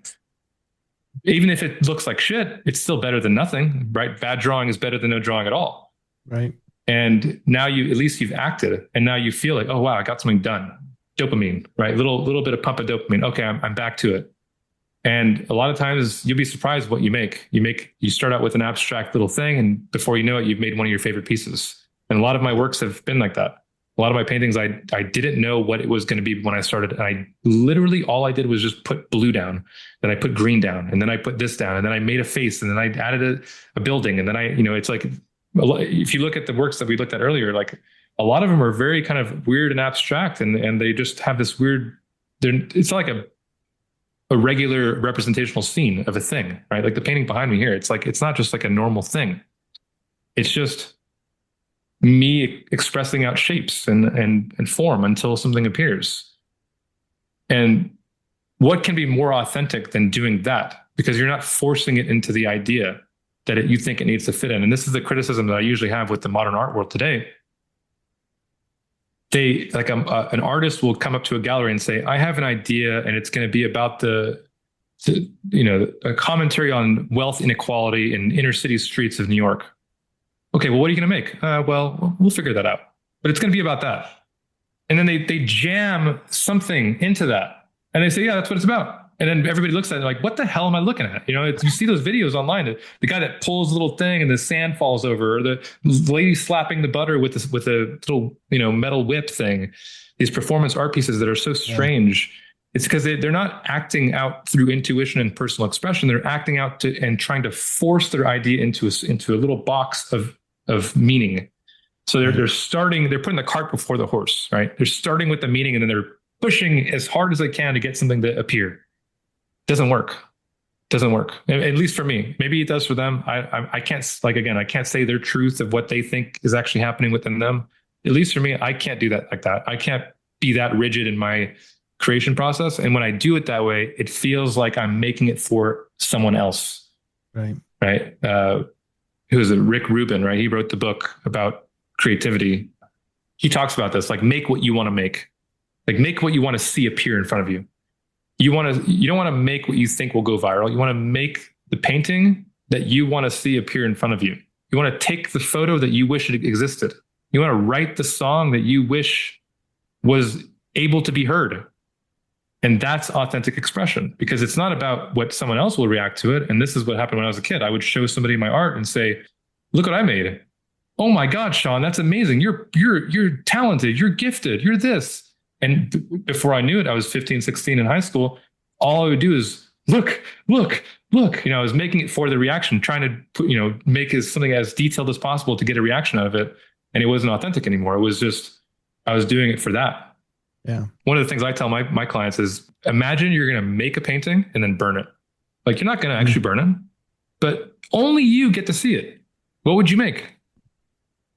Simple as that. What would you make if only you could see it? Right? That's it. That's authenticity. That's the key right there. You do that over and over and over, you get better and better at it. Maybe at the beginning, it's a little bit of that, like a little bit of external reward and a little bit of you, and you're just stabbing at it a little bit here and there. And slowly but surely, you start to realize what you're actually trying to make. It's a practice. It's like learning how to speak the language. You got to learn how to speak your language, like speak your actual thing you want to say. Yeah. I also saw kind of on that same thread a reel. You had this really cool, exquisite drawing that you ended up burning. Yeah. Yeah. Yeah. And talk a little bit about that and the thought behind it. So a lot of the times people see their art as too precious, and that cripples their creativity. Because if you think that it needs to be a masterpiece every time, which it won't be, which it absolutely won't be, you won't make anything until you think you have divine inspiration. And so the act, and this is, I've had people do this. I've had people, you don't use the actual masterpiece, but use something you've made, maybe you care about it, burn it, see what happens. How do you feel? Okay. Oh, it's gone. All right. Well, what happens the next day? I'm fine. And not only that, I could draw it again. Right. I drew, like the thing I burned, I could easily draw it again. It took me an hour and a half to draw it. I could spend another hour and a half and draw it again. There's other canvases out there, right? You're not doomed to this one thing. You can mess it up, you can destroy it, and then you can make something new. And so it's exposure therapy, right? I'm afraid of my art being ruined. Like I hear this a lot. Like I go 60% into my painting and it looks so good, I don't want to work on it anymore because I'm afraid I'll mess it up. Right? You guys must have heard that at some point. Yeah. Yeah. You're going to mess it up. And as soon as you do, guess what you do? You put it aside, you get another canvas and you start over. You didn't lose anything. Right. Right? You didn't. What you do lose is if you don't try to finish it, that thing just sits there unfinished forever. Right. And you don't act, right? Action-based universe we live in. Yeah. You work. It's overpainting too. Like a lot of masters overpainted. Yeah. Probably a lack of canvases. They're like, okay, that was good, but now I'm going to do this one instead. Yeah. Yeah. You save materials that way. You just paint over it. I've done it before. Like thought I like it, but I could make something better. Sometimes you can even use what's underneath as a precursor for what comes up for next. Right. Have it kind of show through a little bit. Yeah. Creates a pretty beautiful little like scene or a abstraction to it, a tension. The idea that the art is precious, it is. Yeah, I understand it. You created it. You labored. You sacrificed all of those hours. Your blood, sweat, and tears into it. But you can do it again. You can make another one. And so I burned one of my drawings. And I was like, it's fine. Like I'm fine. I'm okay. And people are like, you said you were okay a little bit too many times there. I don't think you're okay. Like I'm fine. You're trying to convince yourself. Yeah. Maybe I was, but in the end, I mean, I'm fine. Look, I'm still here. I'm still making stuff. And if you look at the big scheme of things, what's going to happen 100 years from now, most of these artist paintings are going to be, trashed because somebody's going to go through their stuff and go, oh, this is all crap and throw it away. Or, because there's only so many Clifford Steels in the world, right? Or, those kind of things, right? So most of them will end up in a secondhand store and somebody will buy it real cheap. And then maybe they'll realize, oh shit, I got something that's worthwhile. It's a Picasso. Yeah. Or whatever, Yeah. There's so much art that you'll make in your life. People don't realize. It's another thing. Like they don't realize how long their career will be if they continue doing it. Like, right. I have made so many drawings and paintings that I don't remember all of them. I don't like there. I've actually, it's happened to me before. Like I saw a painting that I sold a long time ago. It like popped up in a Facebook memory or something. And I was like, did I make that? Like, I knew it was me. It looked like my work. I was like, I didn't remember it though. I was like, I've just made so many paintings. It happens. It's like, you make so much work over a lifelong career. And I'm only 36 years old. Like, God willing, I'll be, 80 years old, still painting. And by that point, I'll have so many things that I've made that it's like, I can't get caught into this idea that I got to make it perfect. I got to make it precious. I got to make it this thing that's going to be, the savior of this. Like, it doesn't work for me, at least. it's another resistance. It's a self-limiting belief. I have to make it this way, otherwise it's no good. It's like all of these things that limit you. They're just these cycles of thought that just continue, and everybody has them. I mean, I still have them, obviously. I mean, I'm a human being. You guys probably, like, what I say is like, you could populate it yourself, right? You ask the question, what self-limiting belief do you have? What idea keeps coming up that stops you from expressing yourself honestly? Pops up in your mind instantly. You know what it is. You all know, everybody knows what it is. I ask, what's one thing you could stop doing that would make your life better? Boom, you know what it is. You know exactly what it is. It happens instantly. Your brain serves up the answer, but we're too afraid to say that I'm going to stop doing it. You're too afraid to let it go. You're too afraid to sacrifice that thing away. Yeah. Right? And you can go the other way. What's something I could be doing that would make my life better? Okay, exercise. I know that I could be better if I exercise or if I eat healthy. Instantly populates into your mind. And every person has their own thing that they know they could be doing. Right. Do you have the courage to say yes? Because that's your conscience. You ask that question, your conscience speaks to you. It says, it's this thing. Are you going to be the guy that ignores your conscience or says, you know what? It's been 5 years of me scrolling 4 hours a day, having my brain rot to social media content. It's time that I put some restrictions on myself and limit what I do here, or whatever your vice is. Right. And you just cut it in half and you'll see your life change. And you're like, oh, wow, I cut it in half and now my life's way better. And what happens if I get rid of all of it? And it's an interesting thing because it's sacrifice, right? Recently, like very recently, I started studying more of the biblical stories to understand narrative more. Sacrifice is everywhere. And it's like, oh, you're sacrificing lambs. It's so, archaic and tribal. It's not the meaning. It's you sacrifice the important thing that you think is important, which actually isn't that important. And then you get something better in response. If you play video games 10 hours a day, you love video games. You think it's the best thing in the world. But guess what? Guess what's happening to your life, right? You sacrifice the thing you hold dear. You get rid of it, boom, everything opens up. All doors open up. Sacrifice equals opportunity, equals, positive consequence, right? Alcoholic sacrifices the thing they love the most, no longer drinks alcohol. You ever met an alcoholic that stopped drinking alcohol for 30 years and regretted it? No, their life is way better. They have a family, they have a community, they have a job, they have, everything gets better. Right. And then when they were an alcoholic, what happened? They put alcohol at the top. The very top, their God was alcohol. It controlled everything they did. It created the reality. Downstream effects of that was everything in their life fell apart. Yeah. But they valued it the most, right? Subconsciously or consciously, they valued it at the highest.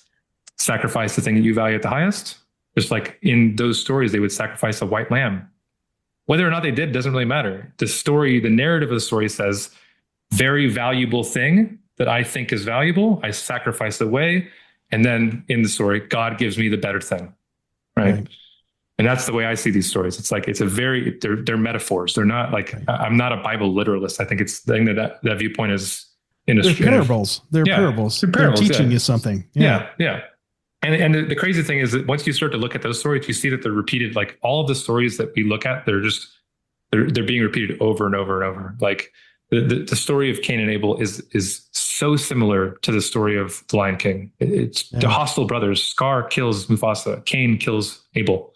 It's literally the same thing. And they kill one kills the other for the same reason, resentment, and they want what they have, right?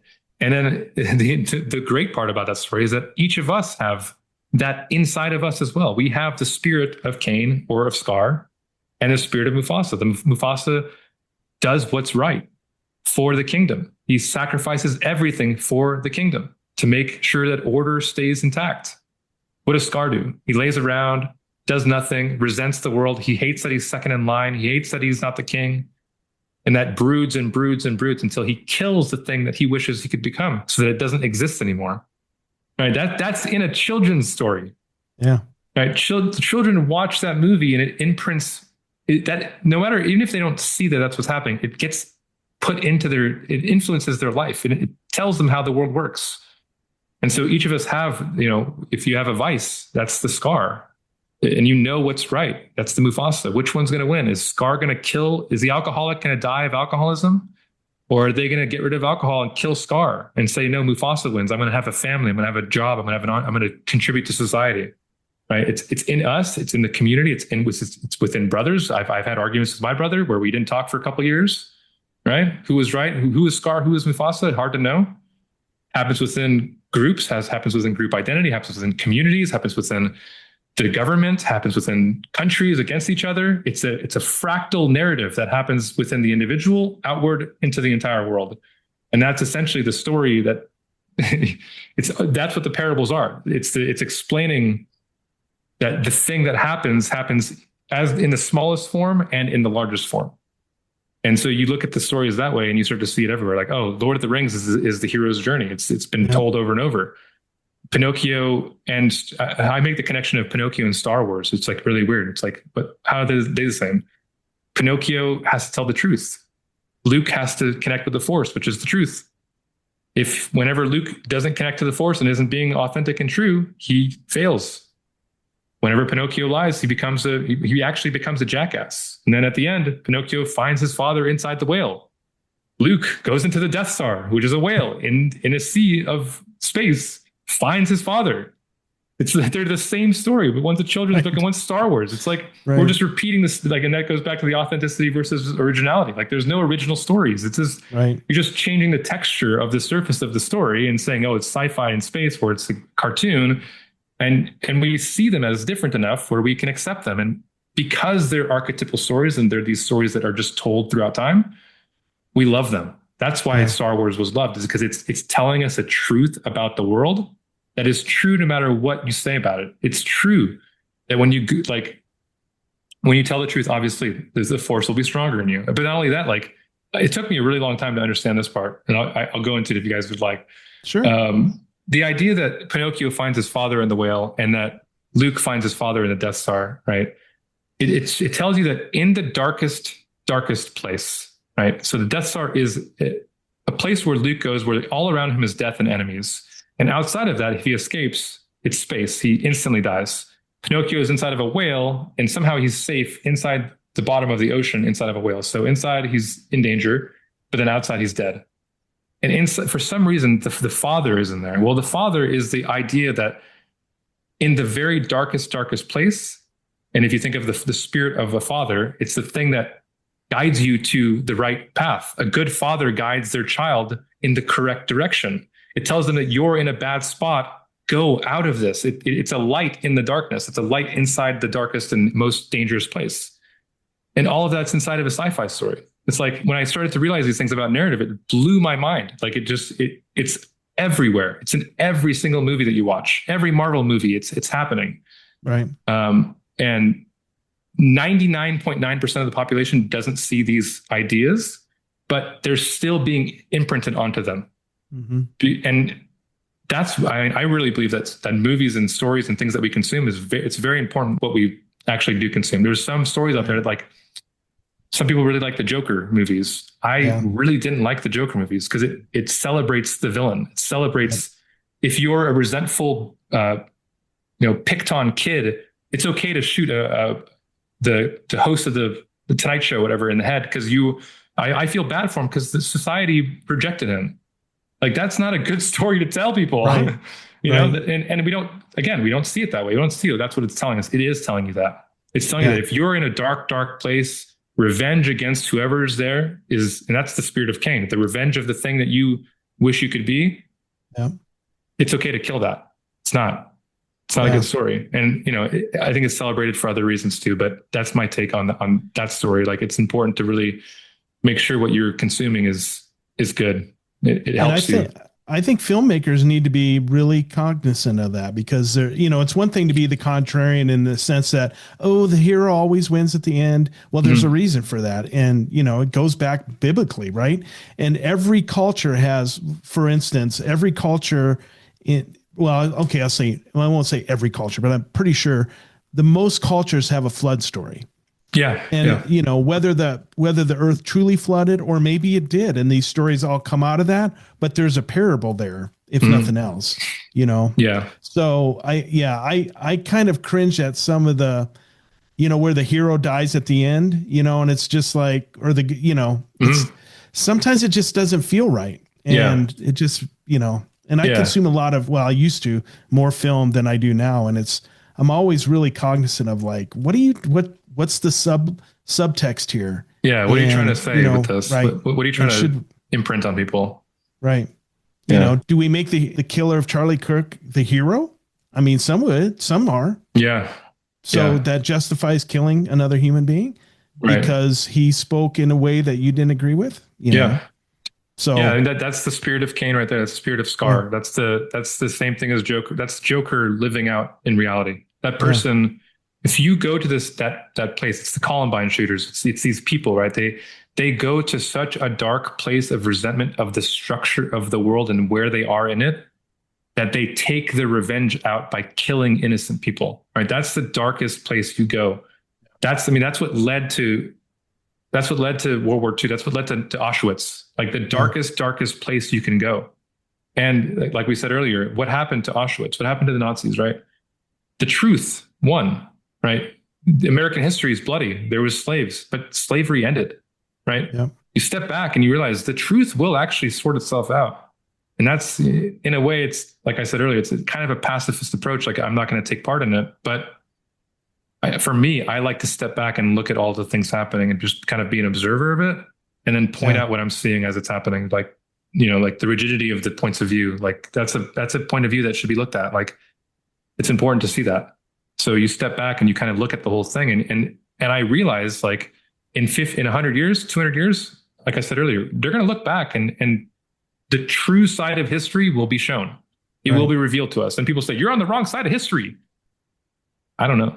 I don't know what the right side of history. I'm not smart enough. I don't know. I don't understand the complexity of this world enough to say that for sure I know what we should do between countries and between, like, I'm not the guy. Right. Like, I'm not the guy. We're too close to it too. That's the other side. We don't have the benefit of history to, to inform us. Mm-hmm. So, but what I will say is, just like Luke finding his father in the Death Star, the death of everybody from the Nazis in Auschwitz, the same thing, right? The darkest, most deadly place it's the Death Star. And then the hero went in and stopped it. The hero went into the most dangerous place and stopped the strongest and most evil thing that could be happening. So you surrender to the idea that will happen, and that it frees you up. It frees your energy up. Because me as a peasant, right? We're peasants. We're not the elite. I'm not in control of anything larger than my own world and my own community. We're peasants. If I take on the tragedy and trauma of the entire world, I can't live. There's no way. You show empathy for every wrongful death, every murder, everything that's happening around the world, which is what this is what the news media does. It pushes and pushes and pushes as much negative. I mean, you realize all news is negative, right? There's good things happening in the world too, but we don't hear about those things. All they do is they push negative onto you so that we're empathetic people. We put our empathy towards them, and that's energy. If everybody pushes their energy towards the thing they can't control, they can't have anything to do over it. They can stand in the street with a picket sign and they can be helping in that way. If you're an activist, if you're listening and you're an activist, be an activist, go do it. Go all in, be the person. The world needs those people. If that's your calling, do it. Like I said before, if it's your calling, do it. The world needs it. But if you're not an activist and you're absorbing all of that stuff, it means your life isn't going to be going as well as it could be. Your family, if you're taking on the trauma of the people across the world dying, when you treat your kids and your wife and your people in your friendship circles, you're going to treat them differently because your nervous system it's in a continuous state of shock. Like when my mom died, it was enough. Now I got to take care of every mom dying across the entire world all the time because the news tells me I should care. Yeah. And then the rest of the social culture tells you that if you don't care, you're a bad person. It doesn't work for me. Yeah. Like I wouldn't be able to be the art coach. I wouldn't be able to help artists if I did that. There'd be no way. I would be, and maybe that's part of why I wasn't the art coach before. I remember in my past, I was much more politically attuned to what was happening. I would consume the things. I would be, I would consider myself, an ally or an activist of this cause or that cause, but I wasn't actually contributing any help. I was just, I'd change my profile photo like people do. I do that kind of nonsense stuff that people do. Right. So it's like a Sunday morning activist. It doesn't work. I removed that stuff. I turned off the news, and my nervous system was freed up to allow the energy to flow into things that I actually cared about. Right. It's a very important thing that I think people really do. Like you really got to be honest with yourself. Are you helping, or are you just thinking that you're helping so you can feel better about yourself for not being a bad person, for not caring, for not caring, but not doing anything, right? It's like this fine line people have to walk. And if you're not actually an activist, you're not going to be the person that goes and tries to change the laws and be, you're not an MLK. You're not the guy that sits and puts their fist in the air. Then what are you actually contributing to it? And if what it's contributing and the consequences is actually you're angry towards your family, you have a resentment towards the world, you increase your amount of fears towards your own goals, right? This downstream effect is insane how fast it happens. It's a visceral feeling too. I mean, you can physically feel viscerally, the heaviness of the story. If you're just, and and Todd can attest to this, sometimes I'm way too deep into that stuff, involved somewhat politically on a more of an observer level than I am. I'm not an activist. I don't go walk the streets. Not that I haven't gone, but I'm usually acting as an observer, as a photographer or something, photographing the moment, in my own way. Right. But I can physically feel like me being angry sometimes because I spend so much time with this negative shit that you got to turn it off. You got to turn it off. Mm-hmm. Yeah. Yeah. Our nervous systems weren't made to handle the trauma and the tragedy of the entire world. Right. They were made or they were evolved to handle the trauma and burden of our own existence and our family's existence. Right. Again, the memento mori, the knowledge that, if you guys have kids, I don't have kids yet, but you bring them into the world knowing that they're going to face the world, right? That's enough. That's a burden that you have to carry with your life, with your existence and your own. And every friend it's like, that's what you're supposed to be carrying and holding on to, in my opinion. Yeah. And follow your own conscience. If you want to be the person who goes out and like, again, I'll say it, like, I'm not telling you not to stand up for what you think is right. I'm actually saying what you should do is stand up for what you think is right, but also realize if you're not actually contributing to any kind of help and all it's doing is hurting you and limiting who you are and your actual ability to progress in your life, then something's got to be sacrificed away so that you can actually grow. And I think that's the reason what you're doing, the one-on-one coaching and, that kind of stuff, you're bringing a light to the world. You're showing it something else than the constant weight. So I think it's important what you're doing. And I really appreciate, the fact that you're doing that for artists and people in general. Thank you. Yeah. I love doing it. We talk a lot about voice and we've touched on it today. How do you help people tap into their voice? And you mean by that, by like their creative personal expression of what they want to make? Yeah. If that's what they're struggling with. Yeah. Yeah. So a lot of it comes down to the right questions, like a lot of it is journaling at the very beginning. And a lot of it is training your intuition. So a lot of the beginning exercises that I have them do is actually making abstract art. Because abstract art doesn't have, like I said before, it doesn't have a goal. It doesn't have you don't know, like maybe some people know what the abstract painting will be, but for the most part, when I've made abstract art, I just react. I'm allowing intuition to guide me. And when you do that, you practice your intuition guiding you. So a lot of the very beginning is just training the intuition to be strong enough so you can hear it and feel it and know when to say yes to it. And so you train that through abstraction and through just making marks and doing things and making things alongside journaling about your own story, kind of like you self-author what you've gone through, moments in your life where you felt the most connected to who you are, moments in your life where you felt least connected, right? You look at both sides. Moments in your life where you felt like your artwork was really successful. Like maybe you made a painting 10 years ago that you still think about. Well, there's something there that you can expand upon. You can turn one painting into 20 paintings. You can make iterations and create a series and like an album of music. You can make a series of works out of just one painting. Like the painting behind me, I could easily make 20, 30 paintings that are in the same vein of aesthetic, feel, idea, all of those things.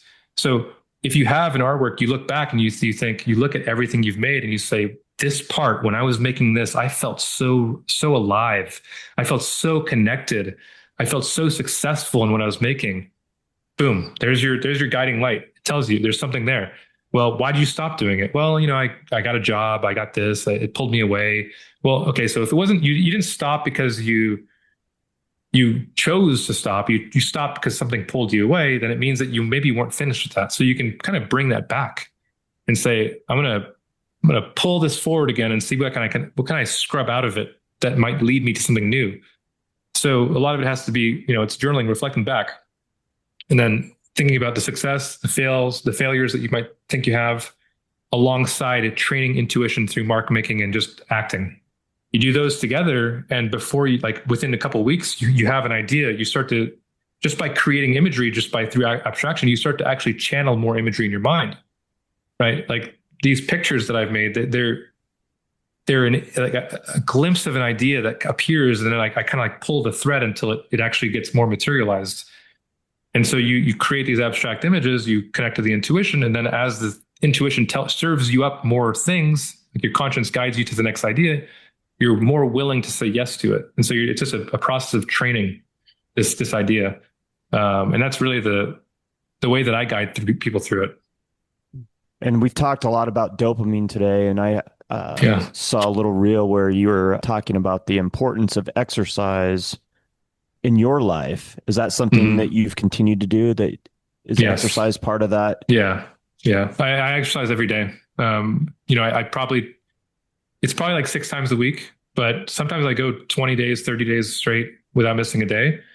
I understand rest is important, but I still exercise in the sense that I'm resting because it's not as challenging as if I was going full force and trying to grow. Like I do a lot of weightlifting, and then I do like uphill and just walking uphill and just flat, raising the heart rate. And what I found is whenever I look back on my life, whenever I didn't exercise, alongside that came more doubt, more fear, less confidence.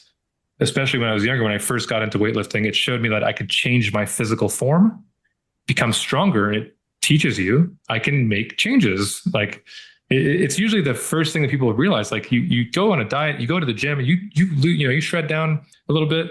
You're like, holy crap, I have so much agency. Like I have so much actual control I didn't know I had. And that's a really, really powerful lesson. So I do it continuously. And also it's now that I've got it so ingrained as a pattern, as a thing that I do, it's just the fact of just circulating the blood at that level, at that kind of intensity where, you're sweating and you're pushing power through your vehicle, your body, that it helps you be creative. It helps your brain just work better. I mean, it's common knowledge, right? It's scientifically proven that if you exercise, your brain will be more healthy. If your body is optimized, then your creativity will be optimized by definition. Like it can't be otherwise. Another thing that I highly recommend people do is sauna. If you have access to a sauna, you do 10 minutes a day. Whenever you go into the gym, you do 10, 15 minutes. The things that allows you to learn about yourself is so powerful. It's voluntarily pushing yourself into an uncomfortable room, right? Same with cold plunges. I don't do those as much because I don't have access to an actual place where they do that at my gym, but I've done them before. You go into a 40-degree pool of water and you sit in there for 3 minutes, you learn a lot about yourself. You do. You learn when you're willing to give up, right? Right. And if you have that voice that says, get out, get out, get out, and you say, okay, I'm getting out, right? You lose your sense of agency.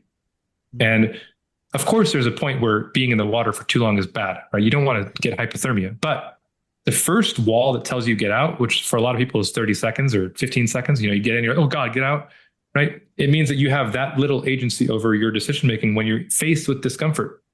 So you go and paint, you don't know what to make. You're painting, it looks like crap. You get uncomfortable because of that. You feel discomfort, you run, right? So you practice, you train your body. I think it was Seneca, Stoic philosopher. You train your body rigorously so that it doesn't disobey the mind. Same with the sauna. You sit in the sauna for 10 minutes, every cell in your body says, you're overheating, get out. In reality, you could probably stay in there for about an hour before you actually have any potential risks of heat stroke, right? maybe even longer. I've actually done a sweat lodge that was 4 hours long. Wow. Most intense thing I've ever done in my life. Everybody was laying on the ground, like just moaning and barely conscious. Like it was messed up, but I made it through the whole thing. And the person that guided us through, this was part of the men's retreat that I told you about earlier. The person that guided us through it, they said at the end, if you make a prayer and you have a goal for yourself and you stick with it, no matter how uncomfortable you get, you're going to find your goal. It's the prayer will come back to you. And he says, people, what they do is they shoot their prayer up into the sky. They wait, it gets uncomfortable, and then they walk away. And then right as soon as they walk away, the arrow comes back and lands right where they were. And they weren't there to hold on to it, to grab onto it, to realize it. And that's what these types of things teach you. You learn a lot about how much discomfort you can handle. And painting is uncomfortable. Like you paint for 8 hours, your back hurts, your arm hurts, but hey, you got a deadline. You got to make the painting. You don't know what your ideas are or what you should be doing, or if you're good at all, or like, you get a bad comment, someone tells you you're shit. Discomfort. Can you handle it? Can you hold it? Can you keep moving forward? Right? That's it. That's it. And that's why, like, I every morning I wake up, first thing I do, I drink some water and I go to the gym. 30 minutes on the treadmill, going up and down, like just flat uphill, about 1.5 miles-ish, just slow pace. It doesn't have to be that fast. It's very simple. I listen to audiobooks while I'm doing it. I go lift weights for another 30 minutes, and I go do 15 minutes in the sauna, and then I go and start my day every day. And it transforms your mind. Like it 100% does. I try to get some of my clients to do it, but it's like I can, but like I can't force somebody to go do good. It's like I'm hiring you to be a creativity coach and an art coach, not to be my personal trainer, right? So it's like there's a little bit of a line that I don't like to cross too much. Sure. But I suggest it. I say, optimize your body. Like start going for a walk. Go watch the sunset. Like instead of scrolling right before dinner or whatever, and go outside and watch the sunset. Walk around. Yeah. See what happens. Yeah. Do it every day. Go find the beauty of like I said, go find the bark, the birch tree with the texture on it, and go look how beautiful that is, right? You guys take your camera out there for a walk. Go take some snaps of little intimate landscapes, little beautiful little pockets of shrubbery. There's beautiful stuff everywhere you look. Yeah. Right. And the universe is amazing. You just got to open your eyes and stop for a second and look around, right? Yeah. Right. Yeah. I always say people don't think magic exists. Like, it's like, look, are you looking around? Right. Magic doesn't exist. Like, you ever seen a sunset? It's pretty damn magical to me. Yeah, it is. Yeah, and as a photographer, for you guys, I mean, you guys live in the rectangle, like you live in the frame, right? You live in the shot, right? And that's like you can find that anywhere you go, you can find a frame that is just you find it. You're like, oh, that's beautiful. It can literally be just some leaves and a stick. And you're like, that's a frame right there. That's a shot. Right. Like, you have that open mind to beauty. You just find it everywhere you look. It's one of the assignments actually I give some of my students that I teach how to paint. It's called the intimate landscape. I have them go find things that you would usually just walk by and try to turn it into something that's beautiful. Nice. It's really challenging because there's so much of it. One of the things you usually walk into, you go outside, you go for a little walk with your sketchbook. You're just like, holy crap, it's everywhere. I can't like I have to. Holy shit! It's like it's overwhelming. Like that's the hard part about plein air painting. You got to like, this is what I'm going to paint, right? For you guys photographers, this is what I'm going to take a photo of. And I think that in some ways, like taking the snap, it's like it's nice because like you take it. It's like you get the shot, feels great. Painting, you got to go out and find the shot, and like there's a little bit more of a not more or less, but it's like a different experience of, it's a different language, right? It is. Photography. I love photography. I think photography is an amazing art form. But yeah, going out and doing a plein air painting, finding that little, like I said, little stick coming up, little rock next to it. You're like, damn, that's a nice stick.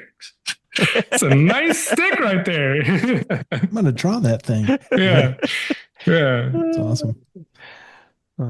Well, you talked about your morning routine, and I'm going to guess for as many irons as you have in the fire, that you have to be on the mark with your time management. So talk about what your daily routine looks like. Yeah. So my one-on-one calls and any group call that I have like Saturday, those are priority number one as far as the time blocking. And I actually allow my clients to pick like I have a Calendly link and they just pick a time, whatever works for them throughout the week. And it just gets plopped in my calendar. And then I structure my own art making, my content creation around that, similar to like time blocking method, but it's, it's I use a little bit more of an organic method. Like it's a little bit like I really follow the intuition of it, but I'm always really working on something when I'm in this room that I'm in right now. It's the door's closed. The do not disturb is on my phone. Sometimes I'll catch myself, I went to post something on Instagram and all of a sudden I'm scrolling for 20 minutes, slap myself in the face for it. But yeah, I get into the studio and if I'm working on a painting, I'm working on the painting. I set time aside, do that. And then I always set 30 minutes before my client calls. I get a notification. From then to the client call, I prepare. I mentally get back into what we're working on, what the person's, where they're at, get really locked into that, enter the call, have the call, about 20 minutes of decompression from that, get back into my painting, get back into what I'm working on. And it varies. Like I have a lot of things going. Like you said, I record my own podcast. I make social media content. I post very often, one-on-one, my own artwork. There's a lot of things, but you got a lot of time in the day. If you don't scroll, if you don't do the stuff that distracts you, it's surprising how much you can get done when you actually are really productive. Like when you really are productive. And of course, waxing and waning of this happens with me. Like there's days where I'm not productive. Just means I needed to rest. Right? Intuition, again, let it guide you.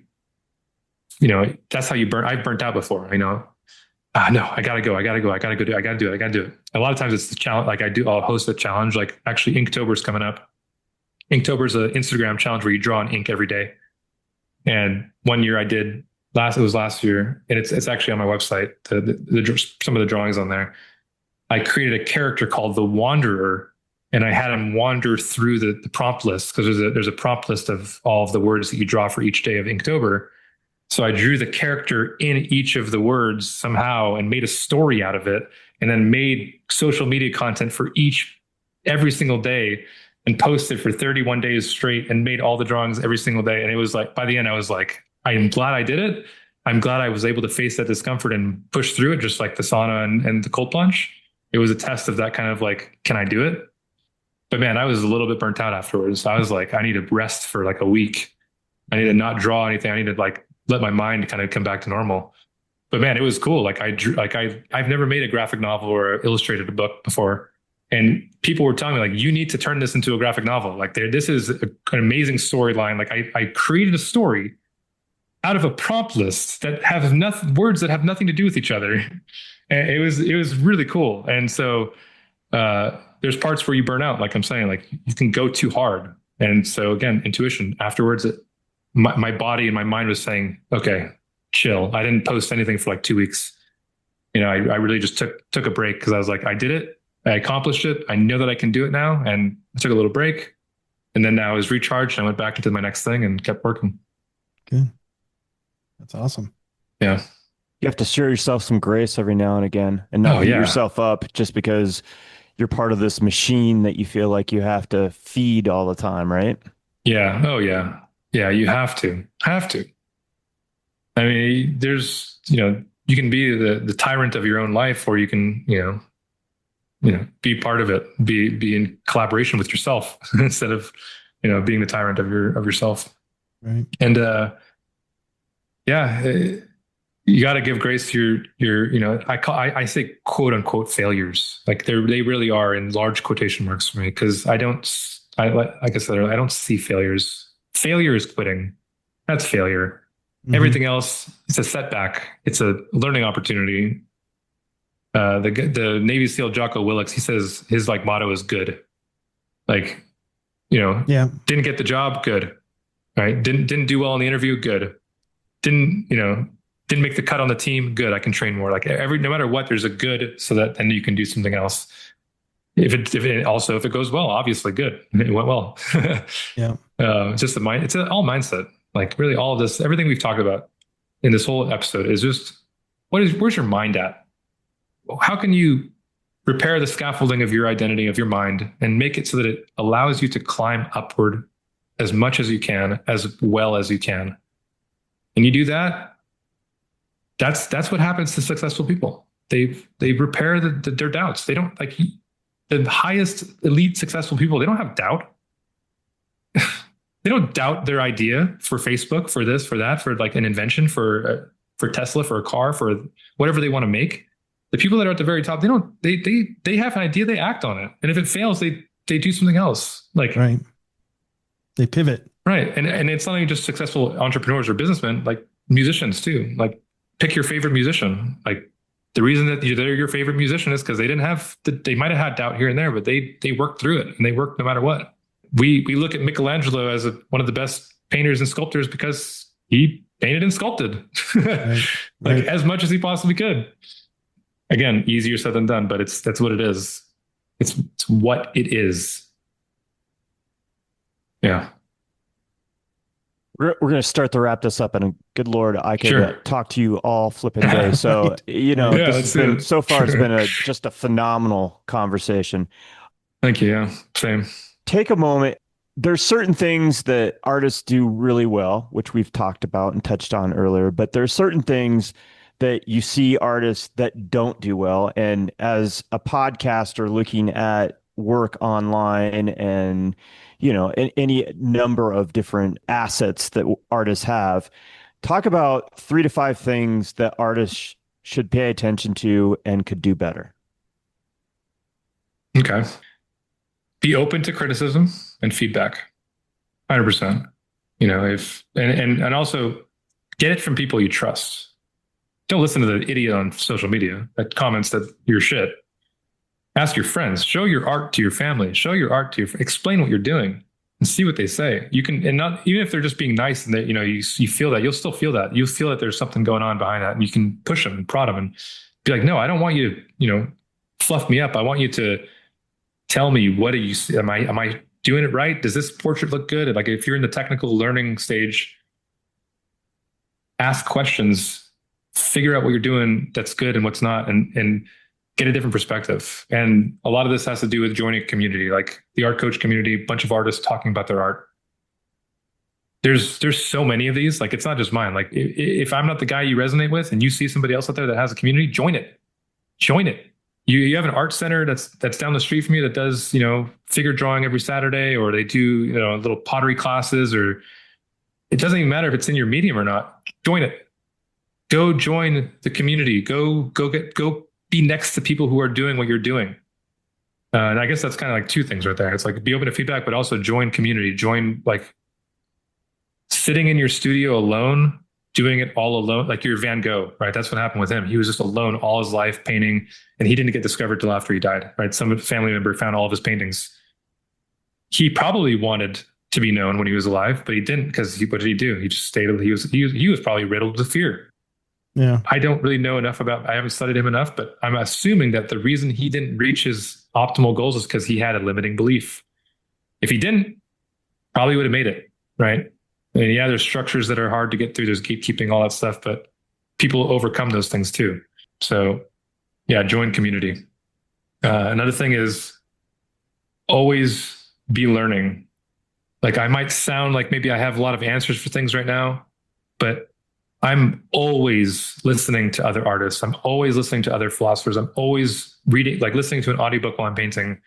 I listen to music too. I get rest from that too, but like, I'm always learning a new idea. I'm always trying to, and even people that I disagree with, like for a long time, when I was in high school, I considered myself an atheist, and now I'm watching lectures about the parables of the Bible, right? Because I'm open now. Like, I'm open to all ideas. So you open yourself up, and it allows you to expand outward. You allow yourself to learn. Like if you don't continue learning, you turn into concretize. You become rigid. You don't expand anymore. So learn, and that could be taking a class, taking a course, joining a community. Again, it can be just listening to an audiobook that you like. Something maybe that's not like a nonfiction book. Something that's like for personal development. There's so many, like, Tony Robbins is the most famous person, but there's so many other people who talk about this stuff. Like, I talk about it as well, but there's so many people who talk about different parts of it, right? From Jocko Willix to Goggins to Earl Nightingale from like the 60s. Like, Jim Rohn. There's so many personal development people out there. And then there's also philosophies. There's a Stoic philosophy that you mentioned. There's so much information, and it's all accessible for free on YouTube. Like, I'm on YouTube listening to stuff every single day. I listen to about an hour and a half to 4 hours of educational content every single day that I'm in my studio. Like, the reason I can talk like this is because I've listened to so much. I've brought in so much knowledge from as many, like the other day I was listening to stuff about samurai.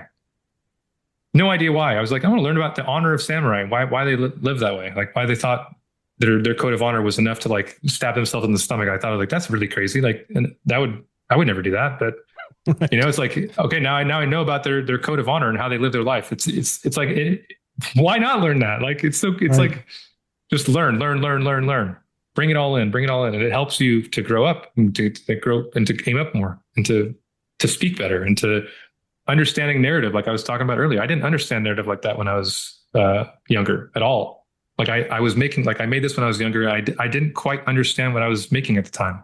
I can explain the paintings that I do now a lot better because I've educated myself.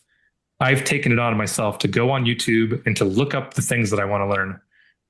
Right. We all have it right here. Yep. Right. We have a magic rectangle that has the entire world's history and knowledge at our fingertips, and we just throw it to the ground every day. Right. It's like, and people who are listening to this right now, they're doing it. Like anybody who listens to podcasts, if it's something that's interesting to you, you're doing what I'm talking about right now. You're educating yourself. It can be very small. And it can be as big as taking on a one-on-one coaching with somebody. It can be as big as going and registering for a community college class, or saying you want to go back to school. Education is so underrated in our society. Like it's so I've had people tell me that they don't want to be taught how to be an artist so that they don't get influenced too much. They want to be, they feel like they'll become the teacher, right? That like the self-taught artist. It's like this badge. It's going to take, how long a self-taught artist takes to learn how to draw a portrait properly? Years and years and years and years and years. Or you take a course and you learn it in 3 weeks. Like, it's like, I say education is time travel. Like you're taking somebody's knowledge and you're compressing it down into a much shorter period. I spent I'm 36. I've been doing this for 25 years, drawing and painting. You work with me, I can compress that down into a little part of it into a couple of weeks, into a month, into a couple months, 6 months, a year. And I can compress all that knowledge down and give it to you as best I can. Education is amazing. It's so amazing. I get so excited by it, as you can tell. So you said 3 or 5. That's like 3-ish. It's a little bit more than that, but for the most part, a great list. Those are the things that I would aim at: feedback, community, learning. Yep. And then always honesty. Honesty no matter what. And what's honest. If you're listening to this, the truth. When you lied. When you did it wrong. When you stole something. When you did the thing you're not supposed to be doing. I'm not here to judge you. You're here to judge yourself. Right? You're here to say, I have, I lied to my mom. I lied to my spouse. I did this. I'm not going to do it again. I'm going to change who I was. Right? Honesty brings you there. Honesty at the top, right? What do they say? Truth will set you free, right? That's right. Yeah. Put it at the top. That's now your God. Honesty is your God. Influences your behavior. It changes your life. It creates your reality. It's an omnipotent creator. That's God. Truth. Put it at the top. Personal expression. Honesty. Put it at the top. Whenever you get anxious or you get frustrated or you feel like you're not making your goals, you're not reaching your goals, reconnect. Anxiety is the twin of excitement. Anxiety can easily turn into excitement. If you're anxious, you reconnect with your higher order goal, and that anxiety turns into excitement very, very quickly. You're like, oh, I remember now what I'm doing. If you're anxious, it's because you forgot what you're doing it for. Reconnect with your purpose. That anxiety is all of a sudden you're like, I need to work. I need to go. I'm excited to do it. It's very interesting. All these ideas, And all it takes is the mindset of change. I've been lying to myself. I've been lying to whatever. All I have to do is make a decision and change. And that's all it takes. And then practice the whole practice, honesty, practice, whatever, practice going to your higher self or your goals or whatever. Yeah. Yeah. Practice is the biggest thing. Yeah. Like the more you practice lying, the more you become a liar. That's right. Actually, the shirt I can't see right now, but the shirt I'm wearing, it says, we become what we think about. It's That's right. Earl Nightingale quote, who's a personal development guy. Okay. We become what we think about, right? You think about, it doesn't even need explanation. Like you literally think about something a lot, you become it, right? You think about being an artist and being a professional artist and being a successful artist. If that's all you think about, you're going to become it.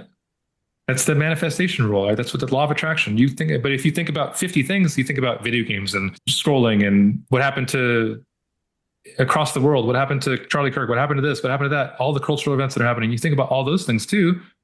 Well, you're fragmented. Again, you're fragmented across all those things. You don't become anything because you're fragmented.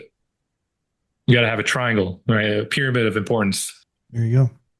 Yeah. I've read this quote, or it's been attributed to him many times, and Bruce Lee talking about our thoughts being like spells, right?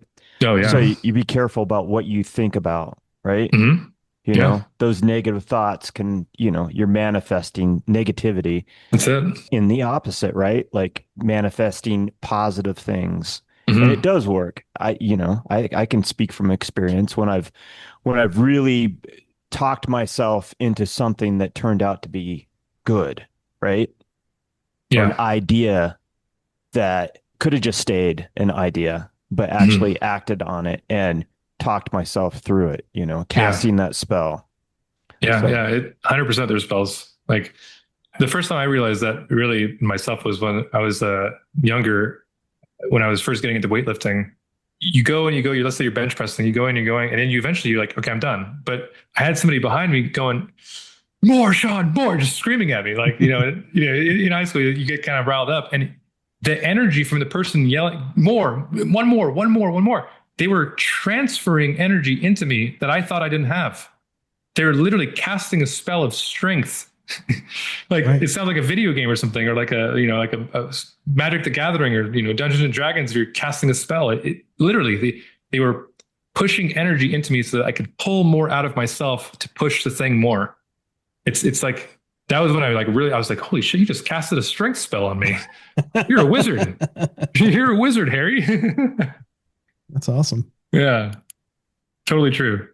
And I believe that too. I don't know if you've ever seen this documentary, but it's pretty compelling. It's about the second Woodstock that happened in, I don't know, like 98 or something. I can't remember. Something like that. Yeah. Yeah. And, all the things that went wrong into that whole event, but they're talking about the energy of the people and how it was palatable, right? And you see it during a certain set, and I can't remember if it was like Korn or I can't remember which band it was. I'd have to revisit it. But I mean, you're looking at this crowd, and you can physically, like, you're watching this documentary, but you can feel it, and you can kind of see like that wave of energy like come over this mass of people. And it's like, holy shit, that's powerful. That's scary too. It was scary. Like, it's like a ritual. Yeah. It's like a crazy, like, it's a spiritual ritual in a way. Everybody's like connected. Yeah. Everybody's breathing the same energy, emitting the same energy, all at the same place at the same time.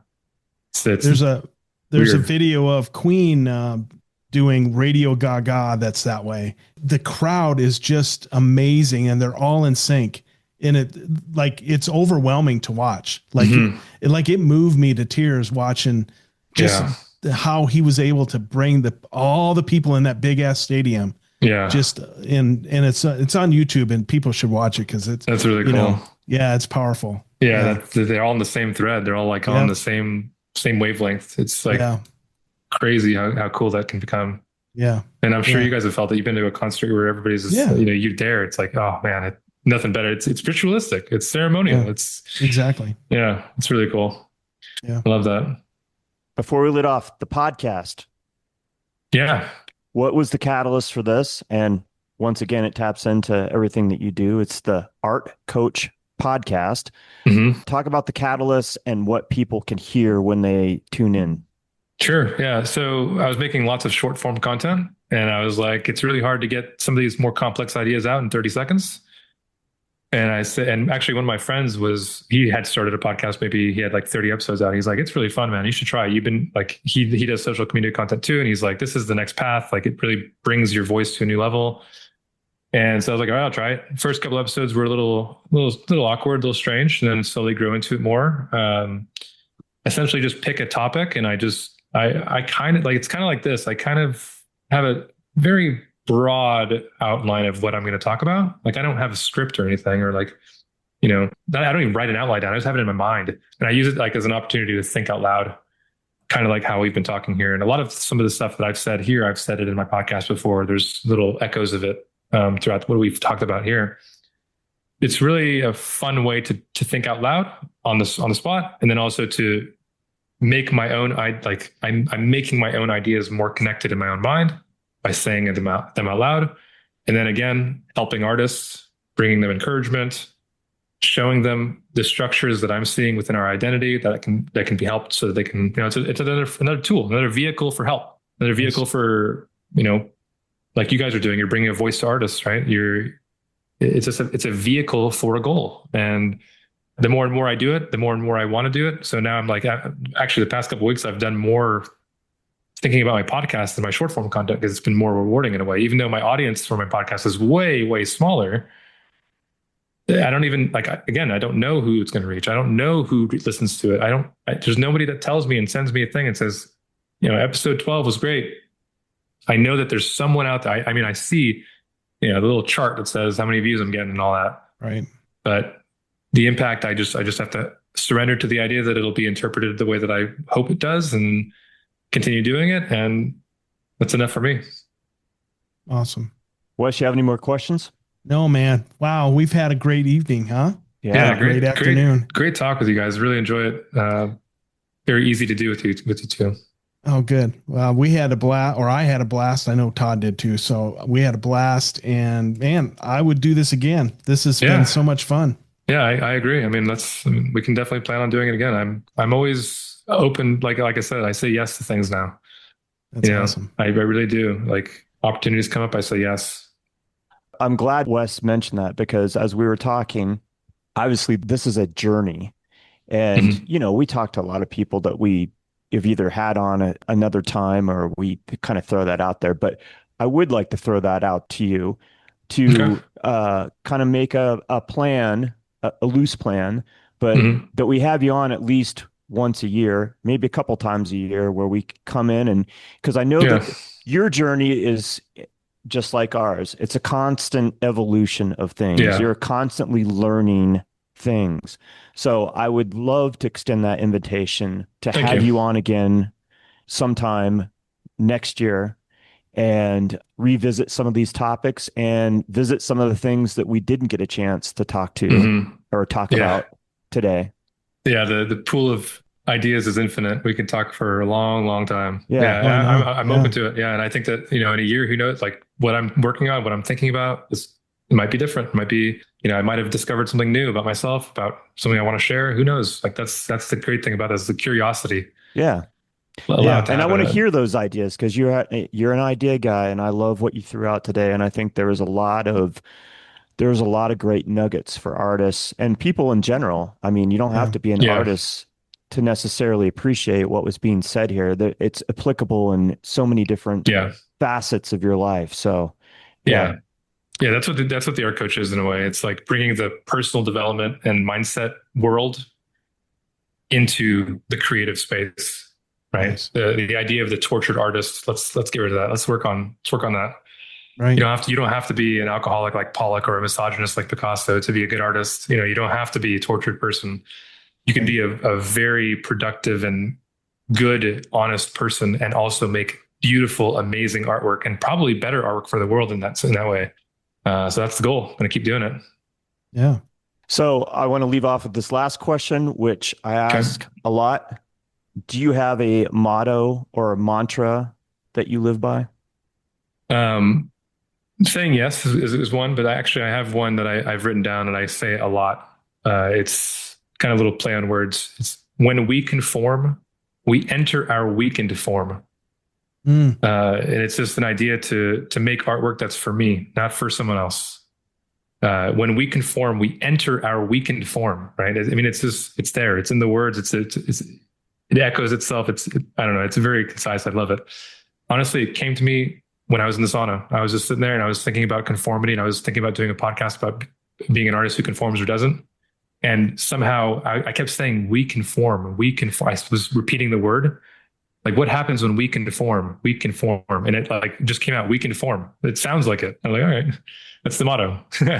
Nice. Yeah. I like that because it's simple. And yeah, it's simple. That's a great mantra too, because it's something you can meditate over and just say over and over and over. Exactly. Yeah. Yeah. I did for a while, actually, for a long time when I first discovered it and kind of remembered it in a way. Just was saying it a lot to myself because it's really easy to do that, to just do what you think is popular and all that. So the authenticity isn't about that. The authenticity is about not conforming. It's about kind of rebelling against conformity. So say it. When we conform, we enter our we conform. There you go. Yeah. I love that.